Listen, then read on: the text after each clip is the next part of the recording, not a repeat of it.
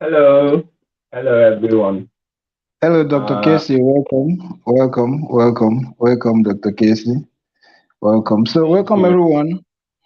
Welcome those who have joined us.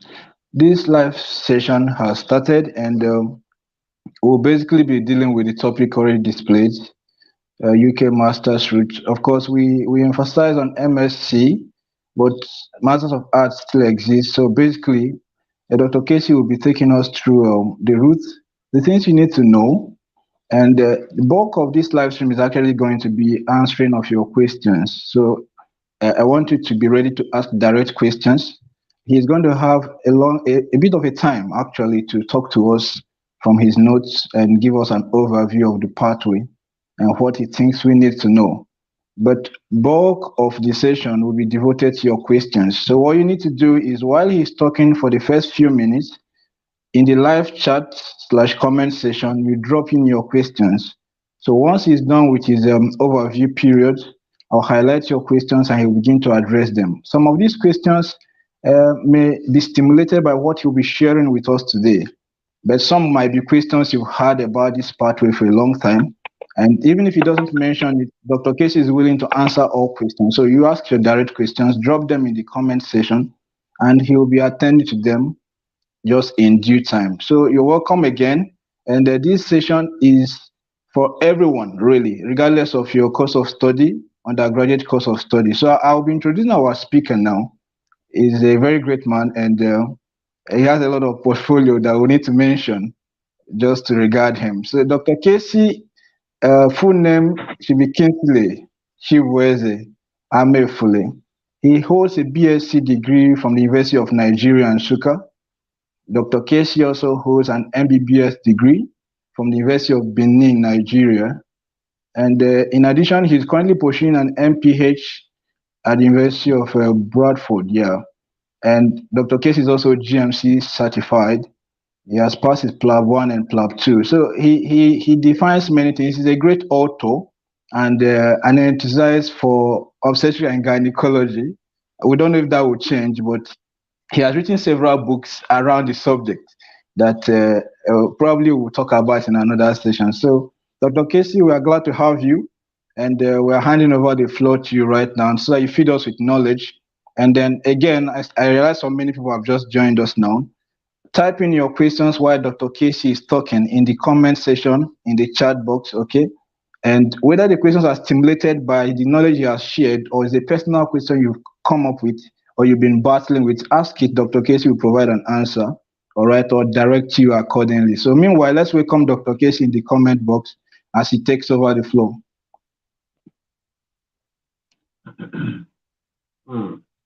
it's nice to be here, really, I have to say. Okay, good evening, everybody. Good evening, wherever you are hearing us from. My name is Dr. Casey Amefule, and I'm speaking to you live from Bradford, West Yorkshire, England, United Kingdom, whichever way you want it. Okay, so I'm very happy to be in your midst today. Please, I need to see your comments so I'll know that people are around. Please, if you're Of course, around, it's please. flying. Yeah, I can see Ibani. Ibani, good evening, Chief. Hello, I can see Obaseki. Oh, interesting. Welcome, Dr. Obaseki. Okay, I can see. Yeah. Oni, good evening. Good evening. Okay. All right. Promise is here.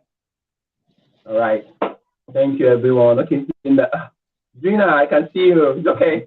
All right. So we're about to start. In this session, we are going to be Osasu, I can see a comment as well. We'll be discussing a couple of things, and it's very important that we have our pen and paper. Reason being that there are a lot of things I need us to know. I want us to talk about. So you can think you might remember all of them, but chances are that you may not. So you need your pen and paper handy just in case. This session is going to last maybe an hour and a half, maybe two, maybe less. I don't know, but it is my intention to give you all the knowledge, all the information that you need, so that even if you want to do everything all by yourself, you don't need agents, you don't need anybody, that's fine. It's also good that you understand everything. Okay. So before we continue, I have to start by asking ourselves, how many of us are interested in coming to the UK this year, I'm not saying next year, I'm talking about this year, like 2022 September. If you are, just say yes in the comment section. I'm not talking of next year, I'm talking of this particular 2022. How many of us have interest? Just say yes, so that I can see you. Okay, only says I am. Okay. All right. So I assume Osasu says the same as well. So I can assume other people are joining us as well. So it's okay. Same for Linda. So we'll be discussing all these things. We'll take each and every one of them one at a time. So should you have any questions, please do let me know. And okay, that's Champion. Okay, yeah. Champion, you're welcome. All right. So let's start with nature of UK Masters. I'm sure that all of us that are joining us now want to, at least the reason why we joined is because we nurture intentions of coming to the UK for a master's degree, at least. Whether it's this year or next year or next 2 years, it's immaterial. The most important thing is that we have the knowledge. It doesn't also matter whether you come because you want it for yourself or for your younger ones or for your spouse or for anybody. So it's very good that we get the knowledge, at least. No knowledge is a waste. So we start by saying, what is a UK master's degree like? Of course, all of us know what a master's degree is actually anyway. So, but in the UK, it's slightly different because what we know as masters in Nigeria is still the same thing here anyway, but it's just that there are slight differences. And it's very important that we understand and that we at least know what it is. So, UK master's degree is like, a level 7 or a postgraduate degree, just like we have in Nigeria, in our Nigerian universities, the UNILAG, the UNIBEN, and all of them. However, there are slight differences, okay?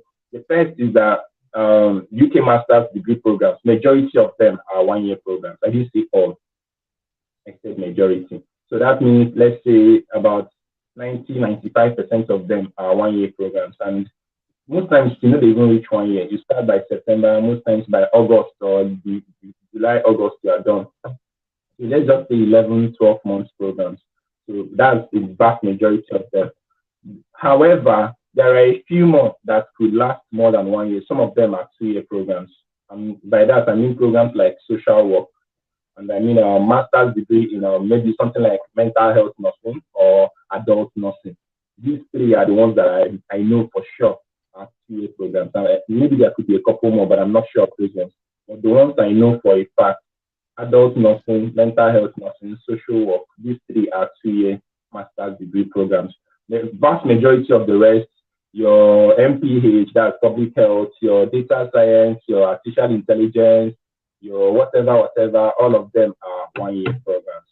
Okay, so that is that. Now, the next question is, okay, where do we want to go in the UK? UK is a very vast country or amalgamation of countries, depending on how you want to see it. Okay, so some people used to say, okay, UK, they mean England. That's fine. England is part of UK. Some people mean Scotland. That's fine. But however, it's very important that we understand that when you say master's degree programs in UK, you're talking about 4 countries that merged to become the United Kingdom.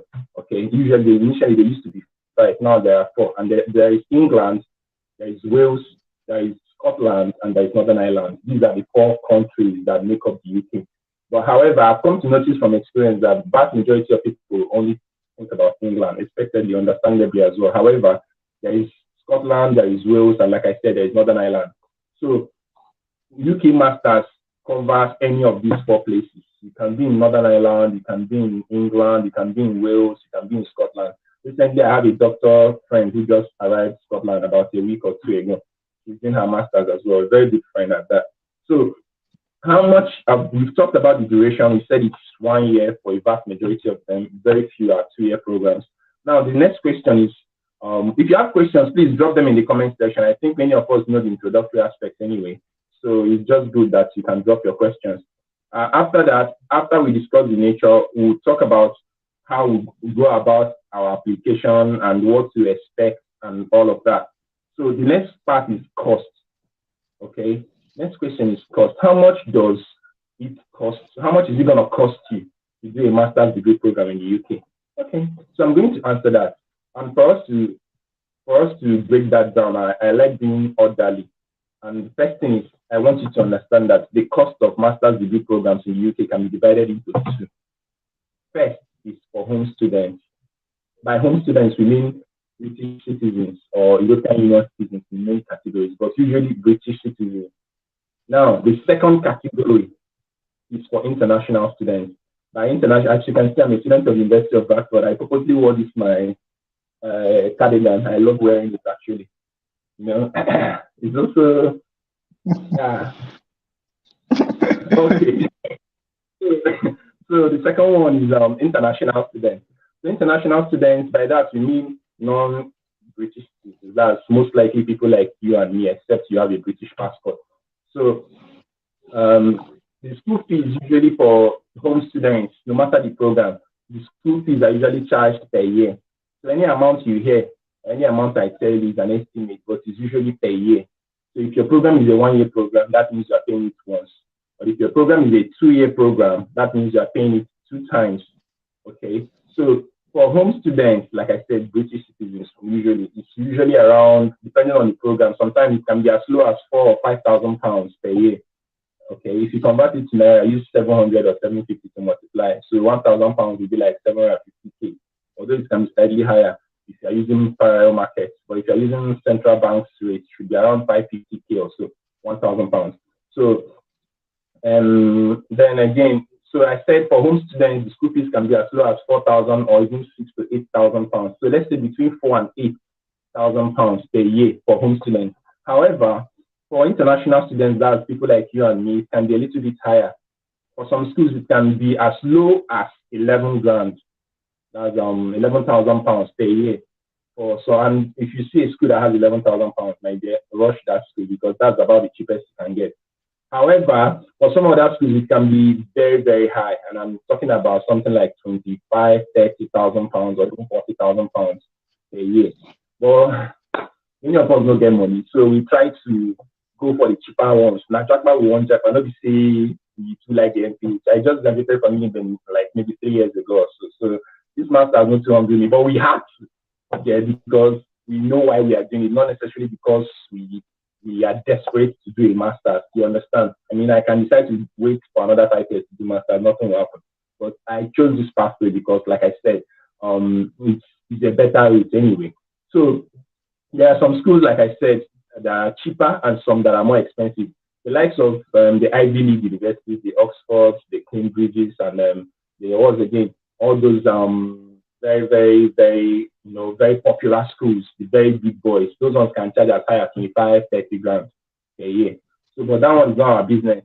For people like me, I don't have money, so I have to go for the cheaper ones. And the cheaper ones include, this guy. And then, of course, you also have schools like Teesside University, you have University of Hull, you have Glasgow Caledonian University, a couple of them. Don't worry, we'll talk about those ones later. So now we've talked about the cost. However, the average school fees you might get for many UK universities will be somewhere between 12, 13, and probably 15, 16,000 pounds a year. Please, if we are following, someone should just say something. I can't see the comments section usually, so I just want to know that I'm not talking to only myself and Henry. Okay, there are comments and questions. Yeah, okay. So if you are listening, please, you can just say something so I can know that at least people are listening to me. Thank you. All right. So having mentioned the cost, the next thing is tuition fee. I've already said that, which is, like I said, is around 12, 13 grand on the average for many of them per year. So, but the next thing I want us to know, thank you, Gloria. The next thing I want us to know is what is called tuition fee deposit. Tuition fee deposit, like, the name deposit is nothing new to us. It simply means a fraction of the money that you put in. Thank you, Asashi. I'm glad you're there. Okay, so many UK universities, this is how it works. If you apply for admission and they give you admission, the next thing they will tell you is, here are the steps. This is the next thing to do. And part of what you need to do is they will tell you that you need to pay your tuition fee deposit.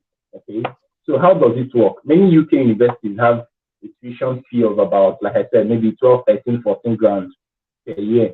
Okay, so usually, depending on the school, the tuition fee deposit can be It's just a fraction of the money that you pay in for them to know that, okay, this guy is serious. Why do they ask you to pay a deposit? Because they know that many Nigerians, not just Nigerians, people around the world, Ghanaians, South Africans, Pakistanis, Indians, people from all around the world, even people from the Caribbean, South America, even fellow Europeans, many people want to come to the UK for obvious reasons. I mean, it's a very good environment. You see these flights we have there, they never take these flights since I come here. And I'm not sure they will ever be taking it. It's absurd to hear that they take like it's not Nigeria now, they don't own there. So, so that's by the way. Anyway, so because of that, they ask you to pay a deposit. The deposit is something that tells them that you are serious. Otherwise, they can't just give you admission and then ask you to start coming over. What if you're not serious? And then that's on one hand. Secondly, because they know that a lot of people who apply for admission into a particular university may also apply to others. I don't know if we are following. On the average, nobody applies to one UK university. Probably less than 1%. Majority of people apply to at least 5 or 10. The people I'm applying for, I'm doing the application, I run at least 5 to 10 applications for them. They're testing. It is that serious. Except the person now says, okay, for example, I want to be in London. I want to study only in London. In that case, I'll say, okay, fine. I'll still look for other universities in London and apply. Or except you are being specific. Let's say you have family in, let's just say in Manchester, and you want to study University of Manchester, or you want to study in Salford, and you tell me, okay, Dr. Casey, I want it to be in Manchester. In that case, I will have to limit the application to Manchester. Manchester has about 3 or 4 universities, University of Manchester, Salford, I think Manchester Metropolitan. There are a couple of them as well. So that's about that. So the tuition fee deposits can be as low as £1,000. Yes, £1,000. That's like 550k if you're using CBN rates, or 750k naira if you're using parallel market. And then it can be as high as £5,000, £6,000, depending on the school. So these are the things we always consider when we are applying for, when we want to choose a UK university to go to. Okay, many of my friends who knew me before I came here, I've been here for a couple of months now. I left Nigeria first week of October last year. So many of my friends who knew me before then knew how I was running around. In fact, I was almost going crazy because a lot of money is involved and all of that.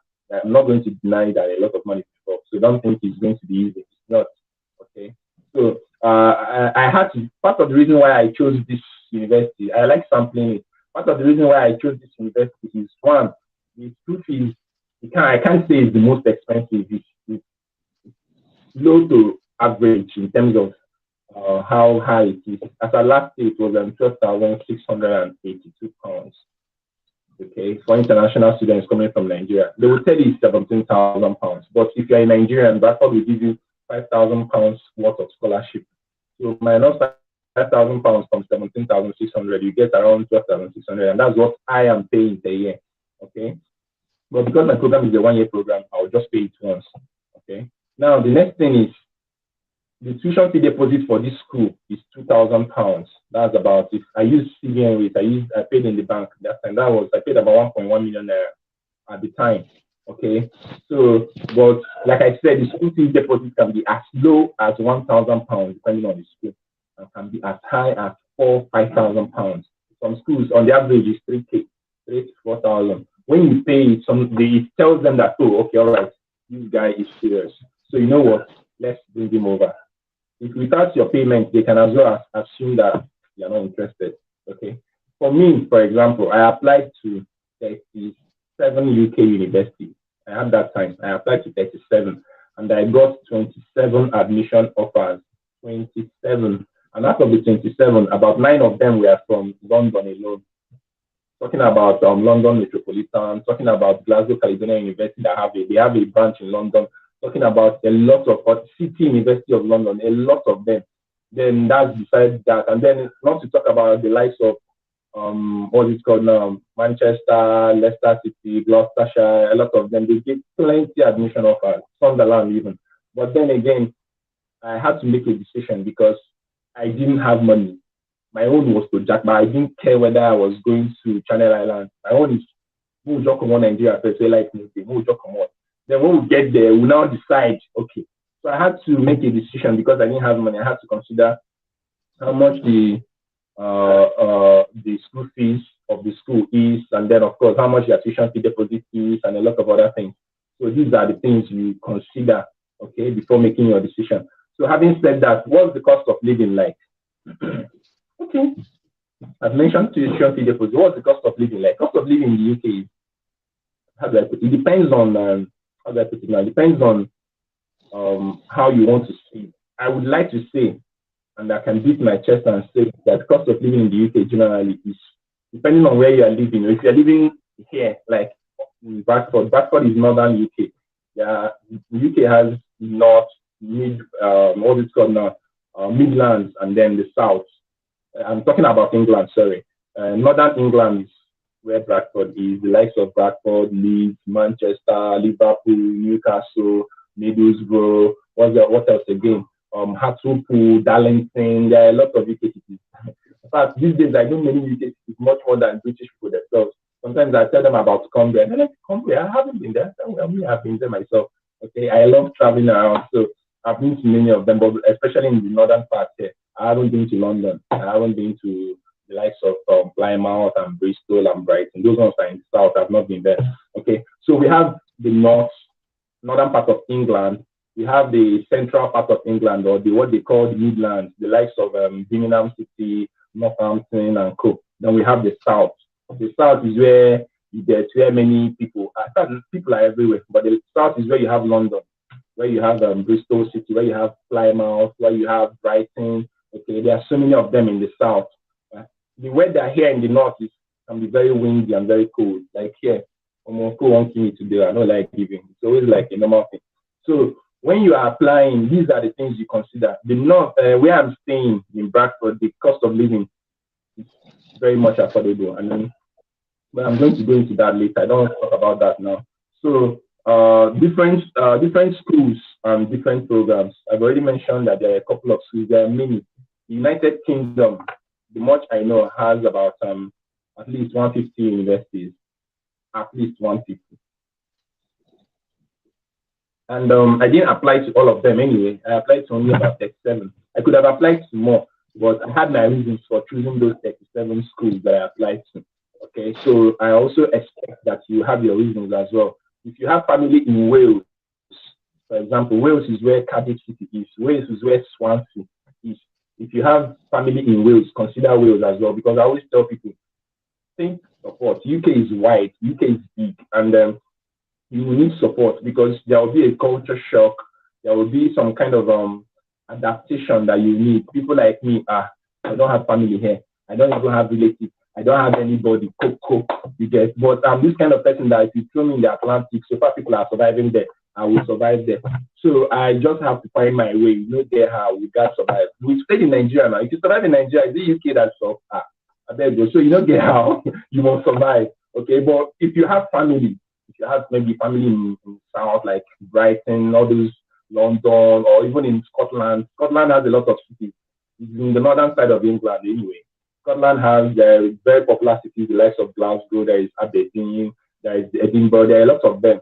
Okay, so if you have family there, consider there as well. If you have family in Northern Ireland, there is Belfast, there is Mavadi, London, there are a lot of them. I've not been there, but I know UK much more than many UK people themselves. Now I can tell you. Okay, so if you have family there, consider there as well. It's always very important because you need support. Sometimes you go broke, or I won't say broke. Sometimes you probably don't have time to fix things yourself. You need family. You need people to talk. Sometimes you don't even know how. Like someone like me that I didn't even know how to use their what's it called now. Use their dispenser stuff. I don't catch for this place, but don't worry, I'm fine now. Okay, initially it was very difficult. Okay, so I needed a lot of time to adapt, even to take a bus. I asked myself, it was my classmates from med school that taught me how to use their bus service. That's Philip. Otherwise, I was asking myself, how want to take bus so they go? Okay, I demand go park. They said there's nothing like park. It's bus station. Oh, bus station. Oh, sorry. Okay, how do I get to the bus station? Because I now get to bus station. I see different buses. Okay, which one is my? Takes a lot of time. But truth is, with time, these are things that you just give yourself time. Give or take 1-2 months at most, and you're fine. Okay, so we talked about that. So why do you want to do a UK Masters? That's the next part.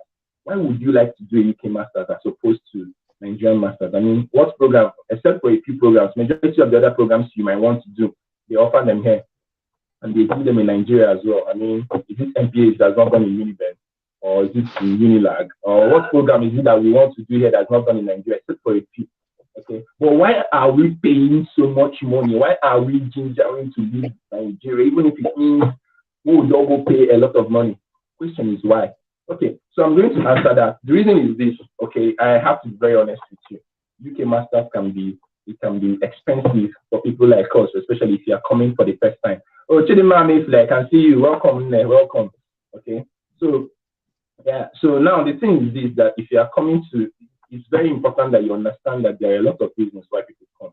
For someone like me, I came because not just, yes, of course, all of us want to Japan. We know that Japan is the main thing. But then again, beyond that, we want access to better life, at least. We want to be in a serene environment. We want to be in a sane environment where you don't have to worry about, life no day, water no day, or this kind, or hey, Jesus, I have to help me and keep it. All those accidents, these things, I can't say all those accidents and stuff, you don't talk about them here. I can't say they don't happen, but I have to tell you that they are as rare as possible. This is a sane environment, and they took time to structure their society very well. And those are the part of the things that make us want to come here. Okay, you come here, you realize that even the respect for humanity is there. I mean, people can't talk to you anyhow. They respect you as a human first. Of course, there will be people that will be racist, but that one is in their pockets. But the vast majority of people you are going to be meeting are very nice, very respectful, very lovely, going out of their way to help you sometimes. I mean, I've seen people who offer to maybe drive me to work or do some things for me and all of that. And these are people that I don't even know. Okay, so UK Masters gives you the edge in the sense that it's more respected across the world as opposed to Nigerian Masters. I'm not saying Nigerian Masters is not respected, but all of us know the truth. Okay, if you and somebody are applying for a particular program now, and person you did your masters at Ekiadolo University inside of the Edo State, okay, and then somebody else did the University of Liverpool or University of Manchester. If now you they give job, you said go give that person wake up from Manchester first.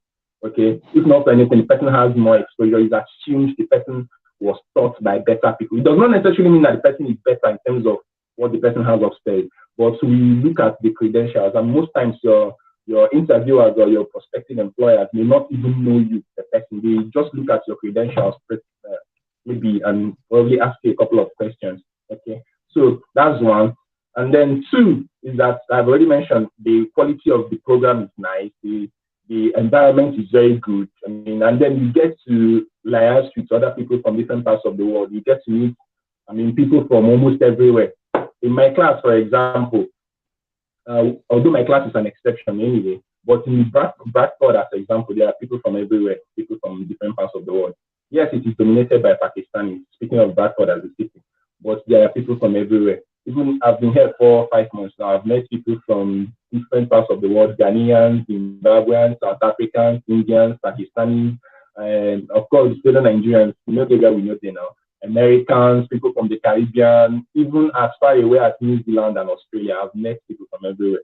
And then when you get to interact with them, reason with them, you get to learn things and you get to see things from different perspectives. And then not just that, that Nigerian mentality, but they come out your body smaller.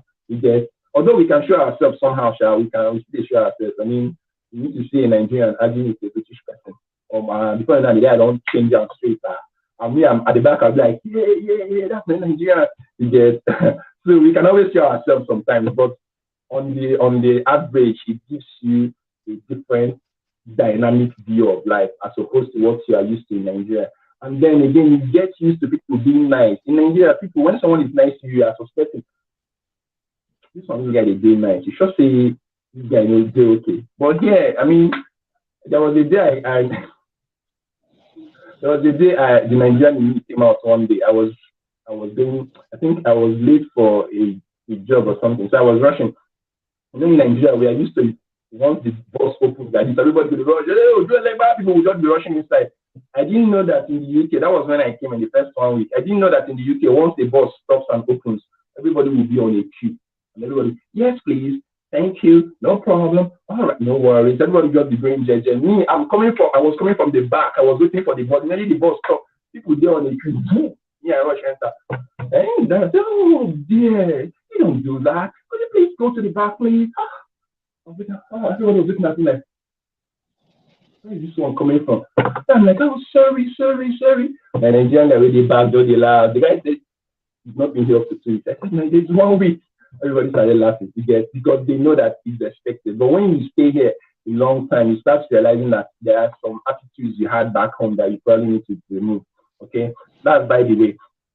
So part of why we want to do a master's degree here is that beyond meeting people from different parts of the world, you need to have access to a standard way of thinking. I've mentioned that your degree is respected across the world. I've mentioned that you get to meet people from different parts of the world. Very importantly, you need to have access to how things should be in terms of academics. Nigeria will be suffer. I'm not gonna give you. We will suffer for Nigeria. As far as education is concerned, we will suffer. I went to 2 Nigerian universities. You know what you want to tell me? I went to UNN, I spent 4.5 years there. I went to UNN, I spent 7 years there. So, you know, there were people want to tell me in Nigeria, as far as education is concerned in Nigeria, we will suffer. And then our lecturers go out of their way to boast to you. I mean, if you try that, I will fail you. Medical school, you even becoming provider, you know you have already failed. My friend, you don't come around, you have failed, come back in 3 months. Like, yeah, you don't try that. Yeah, no, but even like, you don't even think, it's like everybody goes out of their way to be nice. It's like they are competing on who's going to be nicer to you. You can say, are you okay? You have any questions? I mean, you can send me an email, just pop an email, blah, blah, blah. Another person say, are you fine? Do you need anything? I'm also not saying nice. You don't have any problem? Do you want us to go over it again? Hey, Nigerian lecturers will come and talk to your class rep, photocopy the notes. Lecturer will come back, just say, we are writing a test, you have a sheet of paper. They're mad. Yeah, you can't even think of it. Okay, so that is why I said when you come, you have access to better way of life. Let me give you an example of how master's degree programs here work as a class. In my class, I'm doing public health here. And there are about 70 of us in the class. Out of the 70 of us, I can tell you that close to 55 of us are Nigerians. Yes, you heard me. About 50 to 55 out of 70 are Nigerians in my own class. My class be like independent extension. Yes, you come to class sometimes. There was the day one of our lecturers was like, okay, you know what? I'm seeing a lot of faces. Okay, so I would like to know where all of you are from. Okay, all right. Start by telling us your name and your country. That time, in my mind, I was like, okay. Next thing, my name is Kemi. I'm from Nigeria. My name is I'm from Nigeria. My name is Ebuka. I'm from Nigeria. My name is Iswa. I'm from Nigeria. I said my name is Casey. Everybody's like, you know, I was like, this is the Nigerian class, isn't it? And we said yes, but it's the Nigerian class. Chapa we won Japa. Many of them came with their husbands and their spouses, everybody. So we have like in my class, we have like maybe 3 Indians or 4 Indians in my class. Maybe I think there are more, probably around 5 or 6. And then probably maybe 2 or 3 British people, maybe a couple of Pakistanis, and that's just it. Everybody else is Nigerian. In fact, if you see my class, if I show you, snap a cross section of my class, you will think you are in Unilag or in Unibet. It's that serious. Sometimes you will day back like this, they look like, how far, it's day now. British people will be looking at us like, what are they saying? Because now I think I made it rest. So these are some of the basic reasons why you might need to apply for a master's degree in the UK. Okay, I've mentioned a lot of that. I don't want to go too much because we have a lot of other things to talk about. So how do you apply? Okay, I forgot to mention that as a master's degree student here, you can work. Yes, you can work. Okay, that means although the work time is limited to 20 hours a week officially, that is what it says. That means if you're a master's degree student in the UK, you can go to work up to 20 hours a week. That is what they said. I don't know about any other thing, although yes, in theory, some people can exceed that, but that is none of my business. Here, I am here to tell you what the law says. Any other thing you choose to do is your business, but the law says 20 hours a week, okay? And of course, in the UK, your wages are being paid per hour. Okay, it can't be like Nigeria where you see a sales girl that pays 10K at the end of the month. What's 10K? It's like, let's just say 12, 13 pounds. Really? Ah, yeah, average the minimum wage. Minimum wage. When I mean minimum wage, I mean the lowest amount of money you can earn. Even if na shit you dey pack, the minimum wage is £8.91 per hour. That means even if you are sticking to 20 hours a week, let's just say you can already make the calculation and know how much you'll be earning at the end of the week.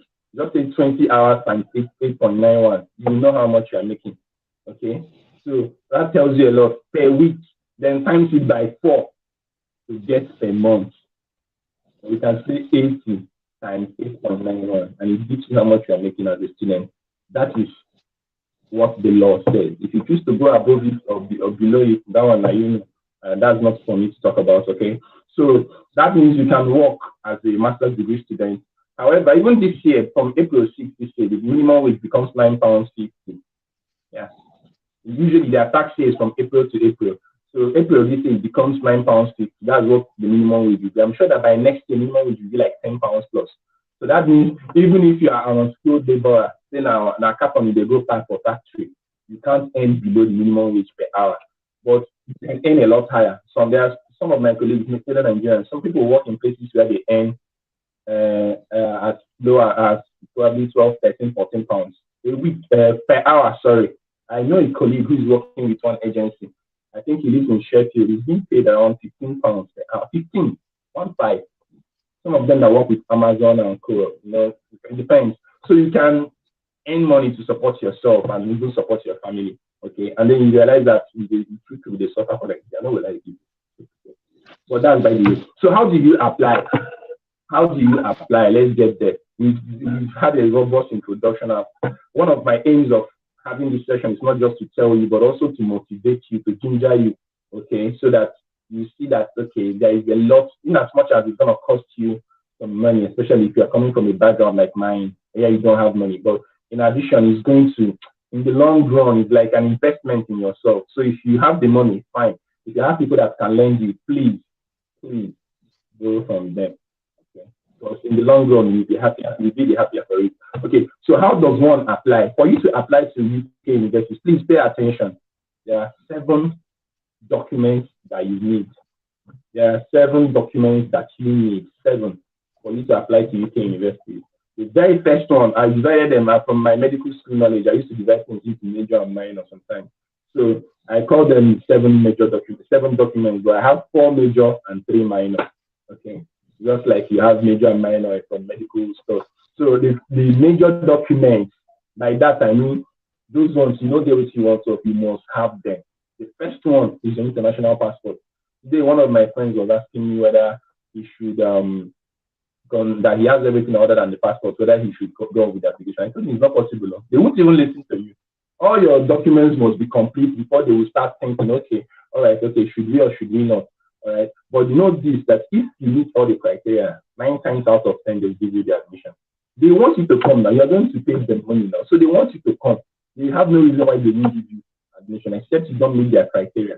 UK people are very strict when it comes to criteria. So what are the 7 documents that you need? First one is your international passport. I always tell people, please, even if you're a medical student, you're a doctor, you are not a medical professional, you are working, please have a passport. Have a passport. There's nothing you want to tell me. The other 2-3 days ago, I was very mad at my younger sister. She's in the comment section. She said, my God will judge you. I was telling her to go and get her passport. This guy was telling me, I said, my friend, go and get your passport. In Nigeria now, you need to have your passport. Have it in your hand first. Okay? And how do you go about it? All you need to do is go to the direct immigration office around you. For those who live in Asaba or around Benin, I have a plug who has helped many of my colleagues from medical school days to get their passport. He works with the immigration office around Ramat. Okay, so if you are around there, or if you can make your way to Benin, chat me up subsequently and I'll give you his details. You chat him up and he will help you with your passport. I don't know if there are booklets available right now. Usually passports can cost around 35-40K naira. Okay, so it depends on, it can be a little bit higher And then that's for what is called now 34 page or I'll be 32 page. For 64 page passport now, it can cost maybe 50, 60K, depends. I don't know. But I did mine in 2019. But very importantly, first thing, passport. So we've sorted that one out. You must have your passport. Even if you don't think of traveling this way, get your passport. If you expire, renew one, get your passport. That's one. Two is you need to get your academic transcript. UK University will assess your transcript. Without your transcript, they won't give you admission. This is the second major document, transcript. Now, transcript is very difficult to get in Nigeria because some of my friends from different universities are telling me that some schools not even give transcript. Some of them will tell you, majority, in fact, 100% or if not 95 to 100 will tell you that don't worry, give us the address, we'll send it to that school. No. Get your transcript, hold it here. Hold it in your hand. Why am I telling you? Applications for master's degree programs in the UK is like most of the time is a gamble in the sense that you have like 5-10 schools you want to apply to. Okay, and you can't just say, let's say Uniben now that charges you 35K. Uniben, where I graduated from, they'll charge you 35 grand to send it to a foreign university, and you want to apply to 10. That's 350K. You get that kind of money. You get. So what do you do? Look for a plug, like I always tell my guys, look for a plug. There are people who do these things as exam runs. You meet them, tell them, please, I want my transcript. I want to have it in my hand like this.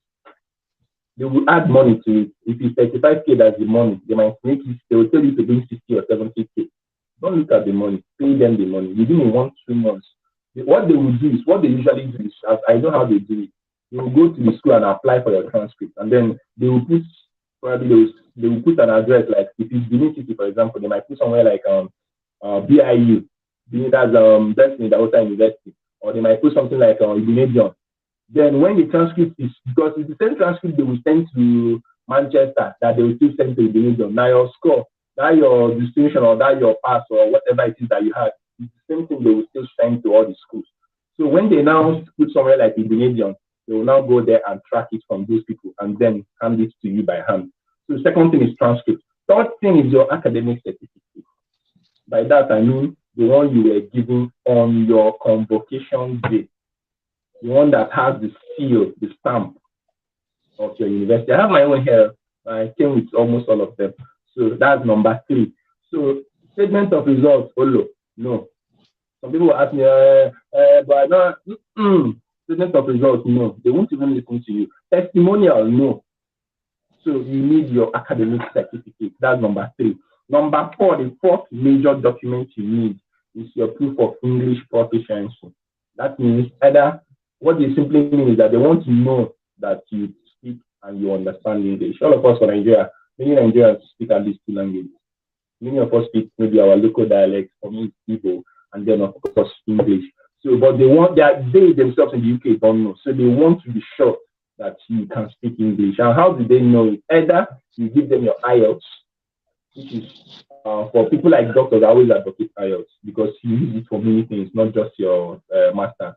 And then if you don't have IELTS, you can show them your WAEC or NACO certificate. Yes, you can use WAEC or NACO. But for doctors, please, medical doctors, dental doctors, please, it's always best to use IELTS for obvious reasons. Okay, because not the WAEC you won't show GMC.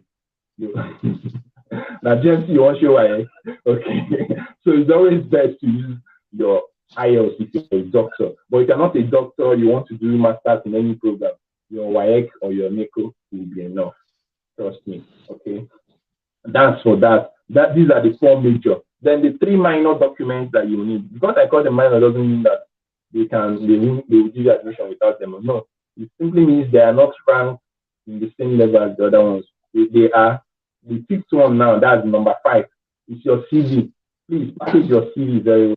By that I mean make it nice. If you don't know how to do it, I have a plug. I have a doctor friend also who helps people to arrange their CV.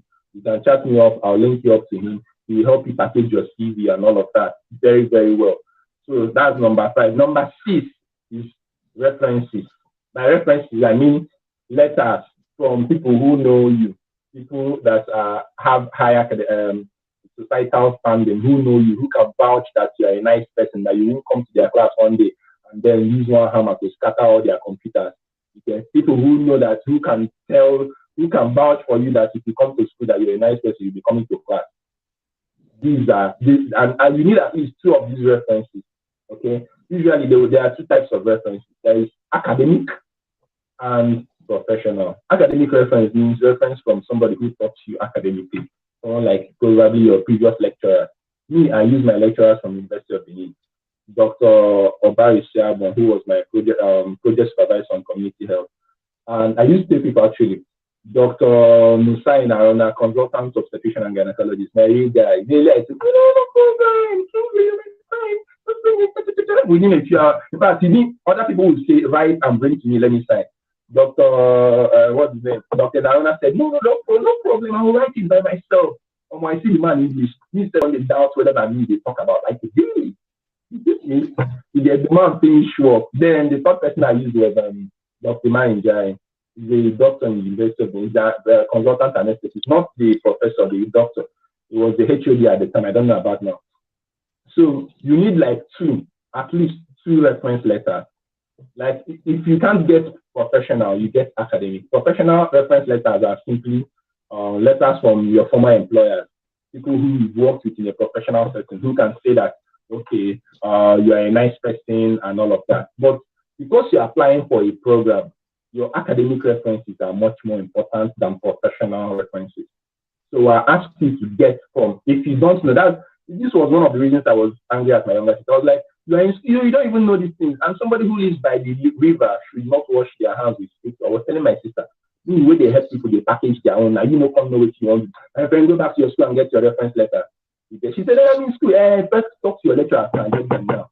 Okay. So you need at least two. Tell you, like, if you don't know how the sample is like or how they say they speak English, chat me up. I'll send you my own. I don't mind my own circulating everywhere. I'll send you a copy of my own. Okay, the one that one of my consultants at TDTH wrote for me. So you take a look at it and then you tell your, or whomever is going to write for you to structure their own. If you like, do copy and paste. Or shall I remove my name? You know, go copy and paste and put my name inside. You now be there. Your name is Chidima Demola Kinsila. Now you know you get. So just try, and I don't mind giving my own, just word for word substitution. Okay. These are then the seventh one is part of what I do for people. That one is personal statement. What is a personal statement? Personal statement is an essay, simply an essay about myself and why I want to do masters in your school. Okay, now that's just what it means. So I've mentioned 7 things. First 4: passport, international passport, your transcript, your academic certificate, your IELTS or WAEC. These are the first 4 things. Then number 5, your CV. Number 6, your reference is at least 2. If you can get more than 2, fine, at least 2 academic. Then number 7 is your personal statement. Your personal statement, like I said, is an essay. I write down. I'm a writer myself. Forget that I don't always say it. I'm a writer. I write very well for people, and it's a paid service anyway. But if you can do it by yourself, fine and good. What we want is for you to get admission. So I write for people, and then because there is an order, there is a way it goes. You can't just come and write, my name is Ekene, I was born in Shagamu, I grew up in Shagamu, and then this one, I studied at University of Benin. Now I want to study masters in Liverpool. Please give me admission. Thank you. No, it doesn't work like that. There are steps, there are things they expect from you about your background. How is your background related to the program? Yes, you need to see me now. You need to see the way I was constructing my own diet and the ones that are waiting for people. It doesn't matter whether you're telling the truth or not. They don't know. They don't know your background. They're not even interested in knowing. Just give them what they want to hear. Let's say you want to do masters in, for example, environmental health. You want to do masters in environmental health. You can tell them that I grew up in Ojuelegba, or I grew up in wherever, and there were a lot of deaths, blah blah blah blah. I was struggling to breathe. I could not breathe. I had asthma, blah blah blah blah. Deaths everywhere, and then growing up, it affected my psyche. I just knew I needed to do something about my environment. I had to go and study blah blah, plenty things. Now, if I come to your school, I want to do this one, and then after that, there is a way before, during, and after. Before, as per your past, how was your past like? So you are linking your past to the program, how this has been your dream or whatever. Then what you studied in your first degree or your undergraduate degree, whatever, you explain that. Then after that, what you want to do when you get to the school. Okay, if I come to your school now, what I want to do? Why did I choose your school? Why did I not choose any other school? Don't worry, we have a way of doing that. Don't worry about that if you're not so good at that. Then subsequently, after you've left the program, what do you want to do? Once you think about it this way, before, during, after, once you do it this way, you'll be able to get almost everything. So I've covered all of that. So after you've applied for the admission, usually I always advise people to apply to at least 5. If you submit all your documents, you get admission 9 times out of 10 if you do everything right. And it does not matter whether you studied in a university or you studied in a polytechnic. I have a lot of friends who went to polytechnics and they've been worried about did they acquire admission to polytechnics. I must say this, first of all, not every UK university gives admission to polytechnics or polytechnic graduates, but there are at least 16 that I know, and you don't need 16, you need 1. You can't go to 5, you can't even go to 10, you only need 1. And I know at least 16 that will offer admission to graduates of polytechnic. So if you went to a polytechnic, don't worry, don't say, I don't have a PhD. What I have is maybe HND. It does not matter, except that you know serious. If you are interested, we'll tell you about that one. So in case you have friends who are telling you, I went to maybe Auchi because of that I can't. It's not true. It's not true. Okay, I'm trying to tell you now that graduates of polytechnics can still come. Even Sheffield Hallam here, viewers name, this is very close to us. I mean, Bradford, Leeds is like less than 30 minutes away.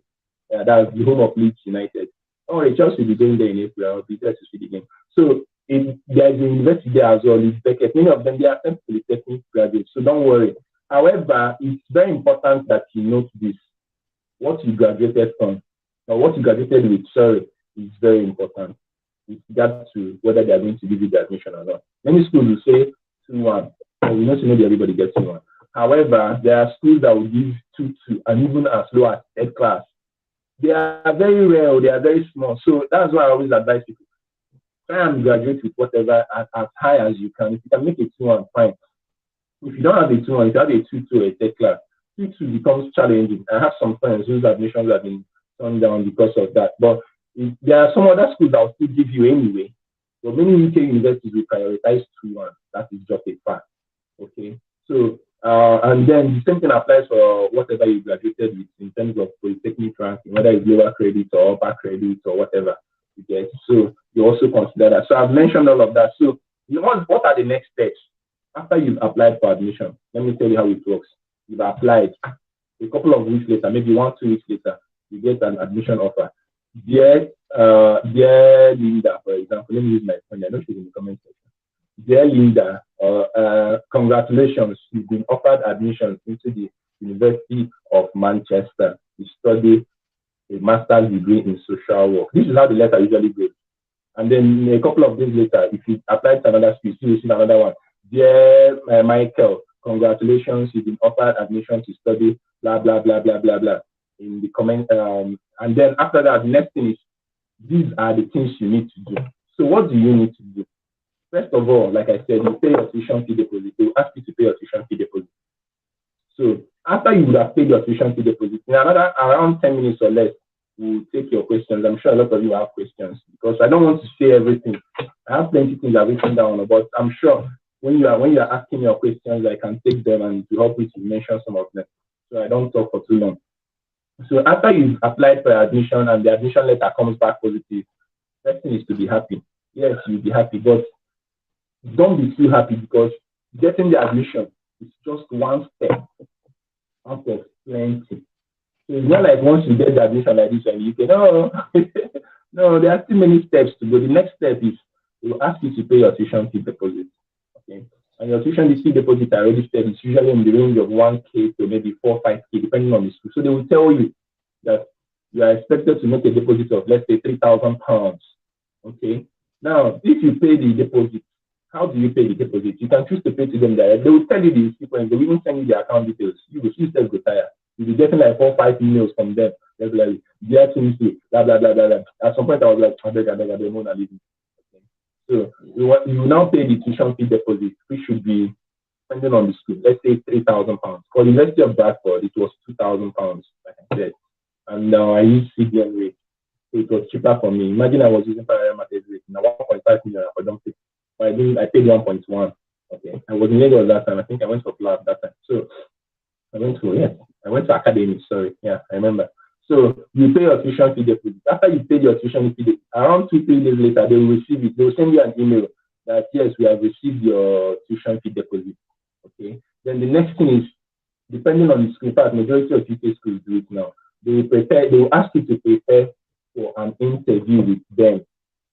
Why are they asking you for an interview? They are asking you for an interview because they know that if you want to apply for visa, the visa people will ask you for interview in many cases. In Nigeria, they don't do interview these days, but some countries still do.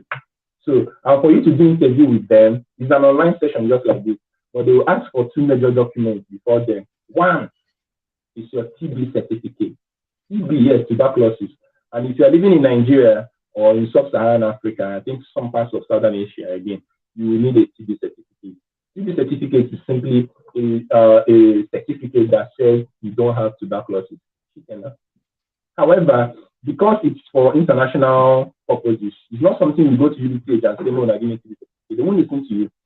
Even if you do it from UBTH will do it for you 3-4K. But when you bring it here, nobody will look at you. They won't accept it. So that means there are only 2 recognized places where you can go for a TB certificate or a TB test in Nigeria. One is in Lagos. Number 1 is the Newton Street in Ikeja. I know that place. In fact, I remember it very well because I was taking that route every day all the way from Anthony to Ikeja when I was going for academy. Okay, so you just go beside that. Those of you in Lagos will know that place. Beside that military barracks, you just enter the street by the side of it. That's where it is. And that's one. Then for those of you who can make it up to Abuja, you go to Abuja. I can't remember the exact location. I think I know it's in Central Asokoro area, Central District, Central Business District, around that area. I always advise people, please, if you can go to Abuja, go to Abuja. Lagos now super ahead. I went to Lagos. I spent 6 to 7 days going there every morning, 4:30 a.m. I don't come out. I'll go to their office. I'll be number 50 something. 4:30 a.m. I'll be number 50 something. And it's not like people took numbers and they are at home. You see 50 something people there. You're not the one there. You're not in sleep. I will go sometimes 4 o'clock. I'll see 2:40 something.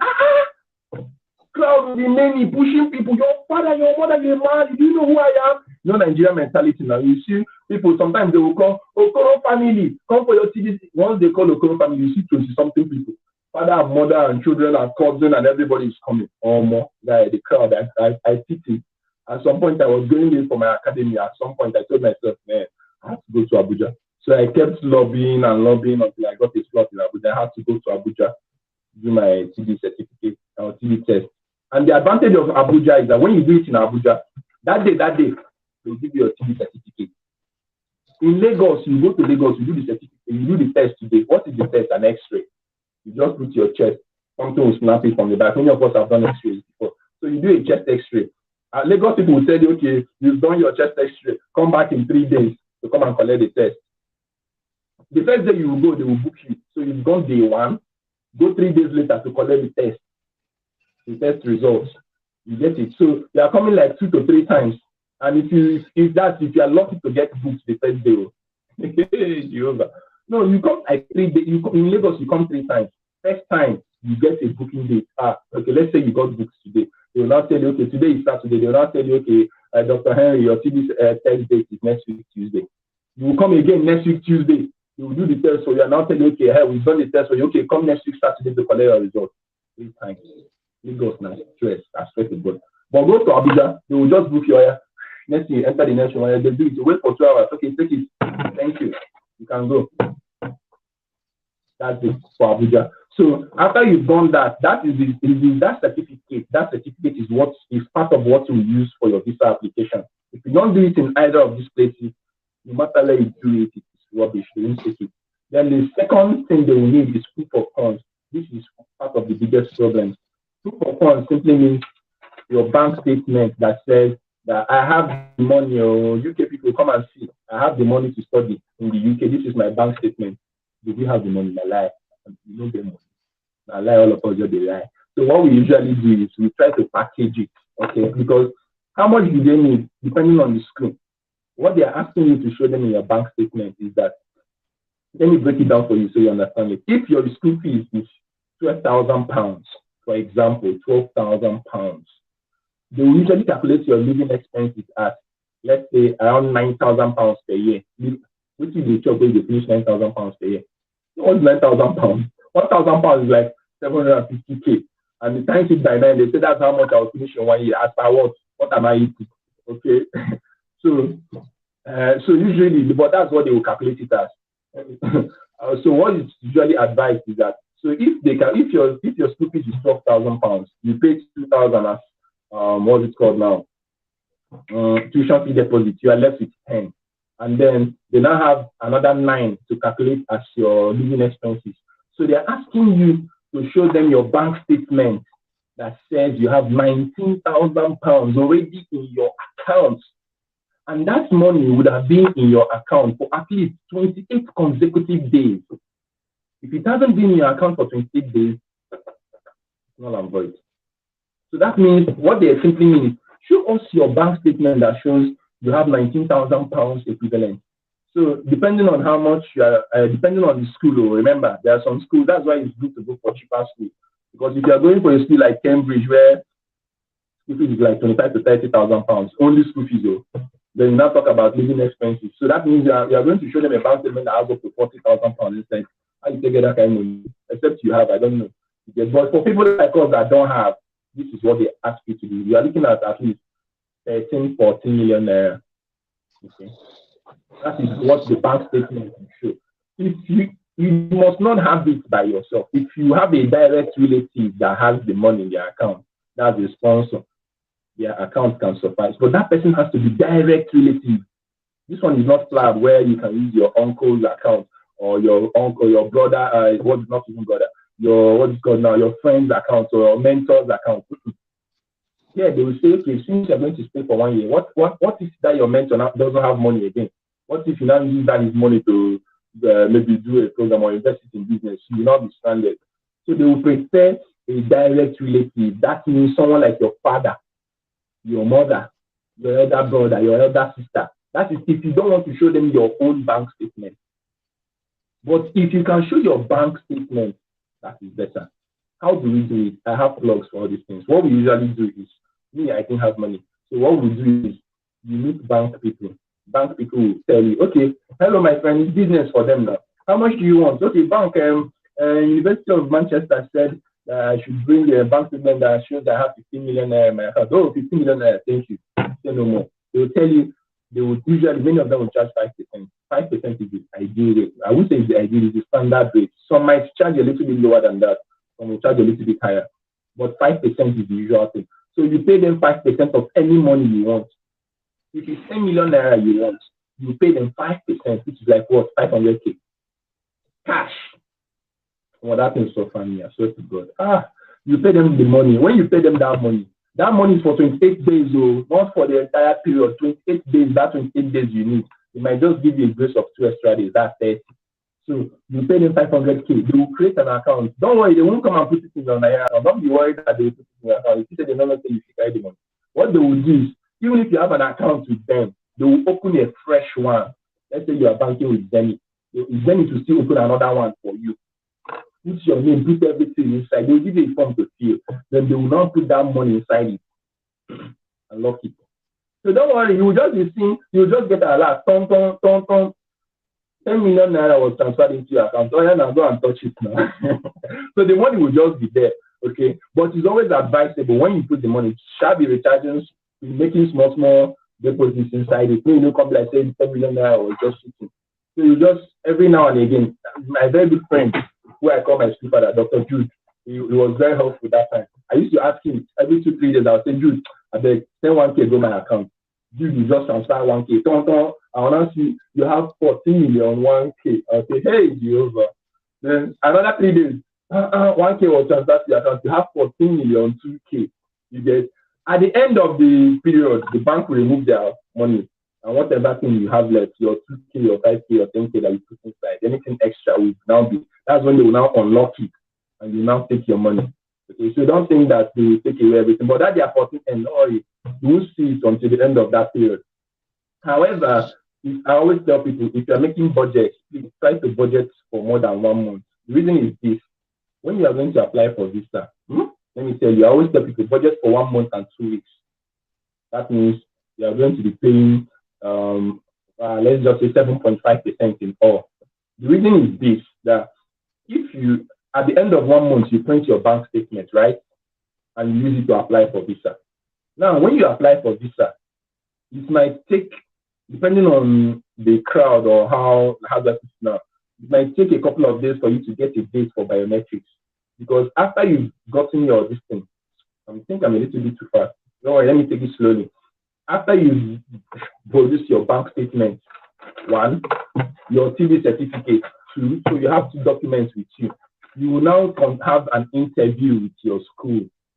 Many schools now will do interview, not all, but majority will do. They will do interview with you. They will just have a Zoom session with you. Hello, Kingsley, how are you? You okay, man? All right. Okay, today we're going to be asking just a couple of questions, just to understand why you want to study in our school. Is that okay? Are you fine with that? Is that fine for you? All right, no problem. All right, okay, so tell us about yourself. Okay, do you know about the University of Leeds? Where is it located? Do you have an idea? All those kind of questions. They'll just ask you a couple of questions. Why do you want to study? Do you have your bank statement with you? So once you've shown them everything, they'll ask you to send them a copy via email. They will go through all of those things. And then what next? They will give you CAS, CAS. CAS is what you, in fact, that CAS is 40% of what you need to apply for visa. CAS, CAS, Confirmation of Acceptance for Studies. Once they give it to you, don't worry, I will get to the questions. I want to answer all of these things because I know that some of these things I'm talking about might still be in the questions.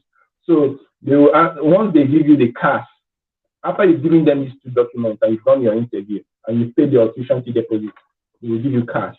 CAS, Confirmation of Acceptance for Studies. It's a document that has a unique number, like all those recharge card pins plus a lot of digits, letters of the alphabet inside. They will just mix everything together like 17, 18, 19. You can't even get it. They will send one to immigration and they will send one to you. So it is that one they send to you that you now use to apply for visa, alongside those 2 documents too.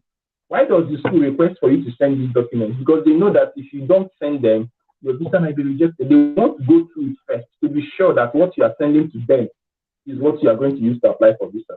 And once they approve it and stamp it, they will tell you, please send this same thing you gave us to visa people, so that you will now go and change it now, and visa people will deny you visa.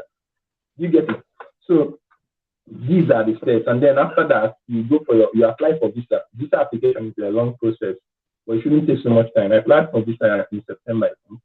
So you need these 2 documents I already mentioned, okay, plus a lot of money. There is immigration health surcharge. Because you are coming as a student, you ask you to pay for immigration health surcharge, IHS. That money, it simply means money that you use to NHS, that's their government hospital, we used to take care of you should you fall sick. Okay, it's usually around $1,000 or around £700. It should be, if you look at it, that's around 500k plus in Naira. Okay, then after that, they will also ask you for, you pay your normal visa application fee, and then if you are doing priority, which I did, priority is that the answer comes out in 1 week. You pay for that one extra £20. Otherwise, normal visa application fee for student visa is around £250 or £300. I'm not quite sure again, but thereabout. Okay. So after that, your visa comes out. If your visa is approved, my dear, it's time to book your flight. You gather all your plenty things that you need. When we get to that stage, always message me. I have a list of things you need to get, because you see, I only sweater they wear for you. I've been carrying native come that year. They told me, oh, Casey, native will not be of use to you. I said, no, I love native. I carry on my plenty and I'll see my wardrobe. I've not worn one for 1 day. You won't wear native go outside, except it's in summer. Cool, go jockey you. And I've not been here till summer. Summer is still a little bit far away, maybe around May, June or so. So for now, it's sweater, jacket, sweater, hoodie, like this, stuff like that. So essentially that, I think this is where I'm going to stop for now. Let me take your questions. Before that, afterwards, I'll now go into that of doctors and then explain how it's going to be of advantage to doctors over the normal PLAB route. So can I please see the questions? Thank you, Dr. Casey. Thank you so very much. So I don't know, can we just appreciate Dr. Casey in the comment section? Okay. He has given us a lot of value, and I think we should applaud him. Just let him know that we appreciate the efforts in the comment section. All right. So has been a lot of knowledge, a lot of information in an hour. So we'll take some of the questions now. After which, Dr. Casey decided to do this because the program is not only for doctors, okay? So, but there's a special advantage that this route gives doctors that he wants to emphasize. But knowing that some of our audience will not be doctors, so he decided to go this way. So we'll take the general questions now, some of which also borders on how it affects doctors. Thank you, Dr. Casey. I hope you can see the comments. I hope you can see them. All right. So let's take the questions. All right. So it says, can one get a master's degree with a third class certificate, a third class undergraduate degree, I suppose? Yeah, I suppose. Okay. To answer that, it's a lot more difficult, to be very honest, because I wouldn't say it's impossible. It is quite possible, but it's a lot more difficult. You know, here, because many schools get applications from so many countries around the world, people who come with a lot of certificates. Some people have first class, some have 2-1, some have 2-2, some have third class. If you were the schools, you would still prioritize them in terms of who to give. So that means if you were the school now, you're more likely going to give a third class first and 2-1 before you consider 2-2 and then third class. So that means your chances you are like sitting at the bottom of the pile. So, and if it's a class, let's say a department that needs only 50 people, UK people, they don't take too much like that. So they will do the admission, don't worry. Well, there are not some people that will now come and say, let's admit 1,000 people into one class. No. Okay. So if, for example, they want to admit only 50 people in a class, and the 100 people are already applying that have 2-1 and third class and 2-2, that means the chances of a third class person getting admission into that particular class will reduce. It's a simple logic something. Okay, so, but I can't say it's impossible. That's why I always advise you to apply to many. In fact, if you have a third class, apply to more than 10, 15. So that at least somehow you will get one school that needs maybe 20 people or maybe 50 people and only 10 have applied, and then I'll say, this one will get to class now. Shamu just give them, I made it come. You bet. I think that answers your question. Someone is asking, is it easy to come with dependents as a master student? Yay, I was expecting that question. I didn't want to answer it initially. Yes, it is so, but now your money. Yes, so, yes. In fact, I always advise my married friends. Unfortunately, I'm not married. One day, that one will change. But if you are married, let me give you married people's scope. Please, if you are married, pay attention. This is a scope I will give you. My Nigerian guys for here teach me. So pay attention if you are married. If you are married, let's say you have a university, most of you will have a university degree, and of course your spouse will most likely have a university degree as well.